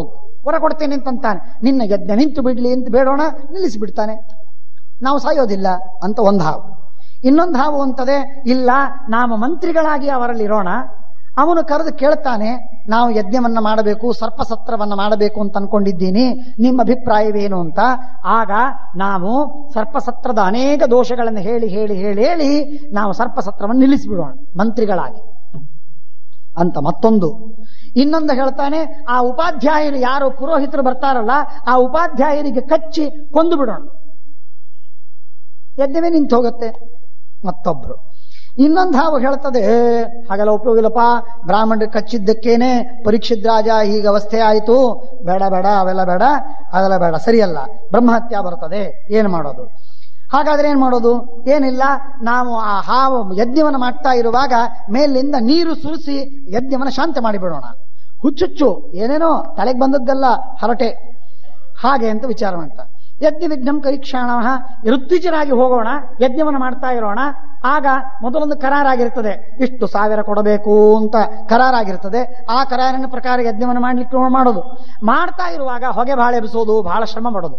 ಬಹಳ ಶ್ರಮವಾಗಿದೆ ನಮಗೆ, ಆದ್ದರಿಂದ ಇಷ್ಟೇ 1000ಕ್ಕೆ ನಾವು ಒಪ್ಪುವುದಿಲ್ಲ, ಇದರ 10ರಷ್ಟು ನೀವು ಕೊಟ್ಟರೆ ಮಾತ್ರ ಯಜ್ಞ ಅಂತ ಹೇಳಿಬಿಡೋಣ. ಕೊಡ್ಲಿಕ್ಕಾಗುವುದಿಲ್ಲ ಅಂತಂತಾನೆ ಜನಮೇಜಯ. ಯಜ್ಞ ನಿಂತು ಹೋಯ್ತು, ಖತಮ್, ಹೌದಾಯ್ತು, ಯಜ್ಞ ನಿಂತು ಹೋಗ್ತದೆ, ಯಾವ ಸರ್ಪಗಳು ಸಾಯುವುದಿಲ್ಲ, ನಾವೆಲ್ಲ ಬದುಕಿ ಬಿಡ್ತೇವೆ. ಮತ್ತೊಬ್ಬ ಅಪರೇತ್ತೊಬ್ಬವನ್ ನೀರಿನೊಳಗೆ ಸ್ನಾನ ಮಾಡ್ಲಿಕ್ಕೆ ಹೋಗ್ತಾನಿಲ್ಲ, ಆಗ ಅವನು ಎಳ್ಕೊಂಡು ಹೋಗ್ಬಿಡೋಣ. ಎಲ್ಲ ಹೋದ ಜನಮೇಜಯ ಗೋವಿಂದ, ಹೀಗಾಗ್ತದೆ ಅಂತ ಹೇಳಿ ಎಲ್ಲರೂ ಒಬ್ಬೊಬ್ರು ಒಂದೊಂದ್ ಥರ ಮಾತಾಡ್ತಿರ್ತಾರೆ. ಆಗ ಏಲಾಪತ್ರ ಏಲಾಪತ್ರ ಅಂತ ಅನ್ನುವವನು ಅವನು ಹೇಳ್ತಾನೆ, ಬಹಳ ವಿಚಿತ್ರವಾಗಿದೆ. ಏನ್ ಹೇಳ್ತಾನೆ ಅಂತಂದ್ರೆ, ಏಲಾಪತ್ರ ಹೇಳ್ತಾನೆ, ಇಲ್ಲ, ಈ ನಿಮ್ಮ ಎಲ್ಲರ ಮರಣದ ಪರಿಹಾರವನ್ನು ಮಾಡಿಕೊಳ್ಳುವುದಕ್ಕೆ ಒಂದು ಉತ್ತಮವಾದಂತಹ ಉಪಾಯವನ್ನ ನಾನು ಕಂಡು ಹಿಡಿದಿದ್ದೇನೆ. ಅದೇನು ಅಂತಂದ್ರೆ, ತಾಯಿ ಯಾವಾಗ ಶಾಪ ಕೊಟ್ಲೋ ಆ ಶಾಪವನ್ನ ಪರಿಹಾರ ಆಗತ್ತೇನು ಅಂತ ನಾನು ನೋಡಿದರೆ ಎಲ್ಲರೂ ಹೇಳಿದ್ರು, ತಾಯಿ ಶಾಪವನ್ನ ಯಾರ್ಯಾರು ತಿರುಗಿಸ್ಲಿಕ್ಕಾಗುವುದಿಲ್ಲ. ಬಹಳ ಮಹತ್ವದ ಮಾತು, ಬಹಳ ಮಹತ್ವದ ಮಾತು. ಮಹಾಭಾರತದ ದೊಡ್ಡ ಅಮೃತ ಸಂದೇಶ, ಅಮರ ಸಂದೇಶ, ಶಾಶ್ವತ ಸಂದೇಶ. ದೈವೇನ ಉಪಹತೋ ರಾಜನ್ ಯೋ ಭವೇದಿಹ ಪೂರುಷಃ ಸ ದೈವಮೇವಾಶ್ರಯೇತ ನಾಣ್ಯತ್ತತ್ರ ಪರಾಯಣಂ. ದೈವದಿಂದ ಯಾರು ಸತ್ತೋಗಿರ್ತಾರೆ, ದೈವ ಪಾಪವನ್ನ ಮಾಡಿದ್ದಕ್ಕೆ ಯಾರಿಗೆ ಹಾಳಾಗಿರ್ತದೆ, ಅವರು ದೈವವನ್ನು ಆಶ್ರಯಿಸಿದರೆ ಮಾತ್ರ ಸದ್ಗತಿ ಆಗ್ತದೆ. ಆದ್ದರಿಂದ ನಾವು ಧರ್ಮವನ್ನು ಮಾಡಿ ಉತ್ತಮವಾದ ಸಿದ್ಧಿಯನ್ನು ಪಡೆಯೋಣ, ಅದರಿಂದ ಆಗತ್ತೆ. ನಾನು ಹಿಂದಕ್ಕೆ ಬ್ರಹ್ಮದೇವರ ಹತ್ರ ಹೋಗಿದ್ದೆ, ಬ್ರಹ್ಮದೇವರ ಹತ್ರ ನಾನು ಇದಕ್ಕೆ ಉಪಾಯವನ್ನು ಕೇಳಿಕೊಂಡು ಬಂದಿದ್ದೇನೆ. ಆ ಉಪಾಯವನ್ನು ನಾನೀಗ ಮಾಡೋಣ. ಅದೇನು ಉಪಾಯ ಅಂದ್ರೆ, ಬ್ರಹ್ಮದೇವರಿಗೆ ಹೋಗಿ ಪ್ರಾರ್ಥನೆ ಮಾಡಿಕೊಂಡಾಗ ಬ್ರಹ್ಮದೇವರು ಹೇಳಿದ್ರು, ಹೌದು, ನೀವು ದುಷ್ಟರಾದವರು, ಯಾರೋ ಪಾಪಿಷ್ಠರೋ, ಯಾರೋ ಧರ್ಮಚಾರಿಗಳಲ್ಲವೋ ಅಂಥ ಹಾವುಗಳು ಎಲ್ಲವೂ ಜನಮೇಜಯನ ಯಜ್ಞದಲ್ಲಿ ಸತ್ತು ಭಸ್ಮವಾಗಬೇಕು ಅಂತ ತಾಯಿ ಕೊಟ್ಟ ಶಾಪ ಇಟ್ ಸ್ಟ್ಯಾಂಡ್ಸ್. ಅದು ಹೋಗುವುದಿಲ್ಲ. ಹಾಗಾದರೆ ಒಂದೇ ಒಂದು ಉಪಾಯ, ಯಾರು ಧರ್ಮಚಾರಿಗಳು, ಯಾರು ಪುಣ್ಯವಂತರೋ, ಹಾವುಗಳು ಯಾವ ಪುಣ್ಯವಂತ ಹಾವುಗಳು ಯಾವೋ ಅವರುಗಳಿಗೆ ಬದುಕೋದಕ್ಕೆ ಒಂದು ಉಪಾಯವಿದೆ. ಏನದು ಉಪಾಯ ಅಂದ್ರೆ, ಜರತ್ಕಾರು ಅಂತ ಒಬ್ಬ ಬ್ರಾಹ್ಮಣ ಇದ್ದಾನಂತೆ. ಆ ಬ್ರಾಹ್ಮಣ ವನದಲ್ಲಿ ಹೋಗಿ, ಅರಣ್ಯದಲ್ಲಿ ಹೋಗಿ ಕಿರುಚ್ತಾನೆ, ನನಗೆ ಯಾರ ಕನ್ಯಾ ಕೊಡ್ತೀರಿ, ನನ್ನ ಹೆಸರಿನ ಕನ್ಯೆಯನ್ನ, ಅವಳನ್ನು ನಾನು ಮದುವೆ ಆಗ್ತೀನಿ ಅಂತಂತಾನೆ. ಆಗ ಹೋಗಿ ಯಾರು ಹೆಣ್ಣು ಕೊಡ್ತಾರೋ ಅವಳನ್ನು ಮದುವೆ ಆಗ್ತಾನೆ. ಆ ಮದುವೆ ಆದಾಗ ಆ ಜರತ್ಕಾರು, ಅದು ಸನಾಮ್ನಿ, ಅದೇ ಹೆಸರಿರಬೇಕು. ಜರತ್ಕಾರು ಗಂಡ, ಜರತ್ಕಾರು ಹೆಂಡತಿ, ಅದೇ ಹೆಸರಿನ ಹುಡುಗಿಯನ್ನ ಕೊಟ್ಟು ಮದುವೆ ಮಾಡಬೇಕು. ಮದುವೆ ಮಾಡಿದಾಗ ಅವಳಲ್ಲಿ ಹುಟ್ಟುವಂತಹ ಮಗುವೇನೋ ಅವನ ಆಸ್ತಿಕ, ಅವನಿಂದ ಜನಮೇಜಯನ ಸರ್ಪಸತ್ರ ನಿಲ್ತದೆ ಅಂತ ಹೇಳಿದ್ದಾರೆ. ಇದು ನಾನು ಬ್ರಹ್ಮದೇವರಿಂದ ಕೇಳಿಕೊಂಡು ಬಂದ. ಶಾಪ ಕೊಟ್ಟದ್ದು ತಾಯಿ, ಆ ಶಾಪ ಆಗಲಿ ನಡೆದು ಹೋಗಲಿ ಅಂತ ತಥಾಸ್ತು ಅಂತಂದದ್ದು ಬ್ರಹ್ಮದೇವರು. ಹಾಗಾಗಿ ಬ್ರಹ್ಮದೇವರಿಗೆ ಹೋಗಿ ಕೇಳಿಕೊಂಡು ಬಂದೆ. ಬ್ರಹ್ಮದೇವರು ಕೊಟ್ಟ ವರ ಇಷ್ಟು. ಹಾಗಾಗಿ ಈಗ ಒಂದೇ ಒಂದು ಉಪಾಯ ಏನು ಅಂತಂದ್ರೆ, ಆ ಜರತ್ಕಾರು ಎನ್ನುವವನಿಗೆ ನಮ್ಮ ಒಬ್ಬ ಹುಡುಗಿಯನ್ನು ಕೊಟ್ಟು ಮದುವೆ ಮಾಡಬೇಕು. ಆಗ ಇದನ್ನು ಕೇಳಿಕೊಂಡು ಹಾಗಾಗಿ ವ್ಯವಸ್ಥೆಯನ್ನು ಮಾಡಿಕೊಳ್ಳಬೇಕು ಅಂತನ್ನುವುದಕ್ಕಾಗಿ ವಾಸುಕಿ ತನ್ನ ತಂಗಿಗೆ ಜರತ್ಕಾರು ಅಂತ ಹೆಸರಿಟ್ಟ. ಏಲಾಪತ್ರ ಹೇಳಿದ ಬ್ರಹ್ಮದೇವರು ಕೊಟ್ಟ ಮಾತಿನ ಪ್ರಕಾರ, ಏಲಾಪತ್ರ ಹೇಳಿದ ಮಾತಿನ ಪ್ರಕಾರ ಜರತ್ಕಾರು ಅಂತ ಹೆಸರಿಟ್ಟ ವಾಸುಕಿ ತನ್ನ ತಂಗಿಗೆ. ಆಮೇಲೆ ವಾಸುಕಿ ಹೇಳಿದ, ನೋಡಿಯಪ್ಪ, ಆ ಜರತ್ಕಾರು ಬ್ರಾಹ್ಮಣ ಎಲ್ಲೆಲ್ಲಿ ಓಡಾಡ್ತಾನೋ ಅವನ ಬೆನ್ನತ್ತಿ ಹೋಗಿ ಅವನು ಯಾವಾಗ ಅನೌನ್ಸ್ ಮಾಡ್ತಾನೆ ತಕ್ಷಣಕ್ಕೆ ಬಂದು ಹೇಳಿ, ನಾನು ಹೋಗಿ ನನ್ನ ತಂಗಿಯನ್ನು ಕೊಟ್ಟು ಮದುವೆ ಮಾಡ್ತೀನಿ ಅಂತಂದಾಗ, ಆ ಜರತ್ಕಾರು ಹೋಗಿ ಅರಣ್ಯದಲ್ಲಿ ಹೇಳಿದಾಗಲೂ ಕೂಡ ಅಲ್ಲಿರುವ ಹಾವು ವಾಸುಕಿಗೆ ಸುದ್ದಿ ತಿಳಿಸಿತು. ವಾಸುಕಿ ತಕ್ಷಣಕ್ಕೆ ಹೋಗಿ ಆ ಕನ್ನಿಕೆಯನ್ನು ತಂದು ಆ ಜರತ್ಕಾರವನ್ನು ಕೊಟ್ಟು ಮದುವೆ ಮಾಡಿದ. ಆ ಮಹಾ ತಪಸ್ವಿಯಾಗಿರುವಂತಹ ಜರತ್ಕಾರುವಿನಿಂದ, ವಾಸುಕಿಯ ತಂಗಿಯಾದ ಜರತ್ಕಾರುವಿನಲ್ಲಿ ಹುಟ್ಟಿದವನೇ ಆಸ್ತಿಕ.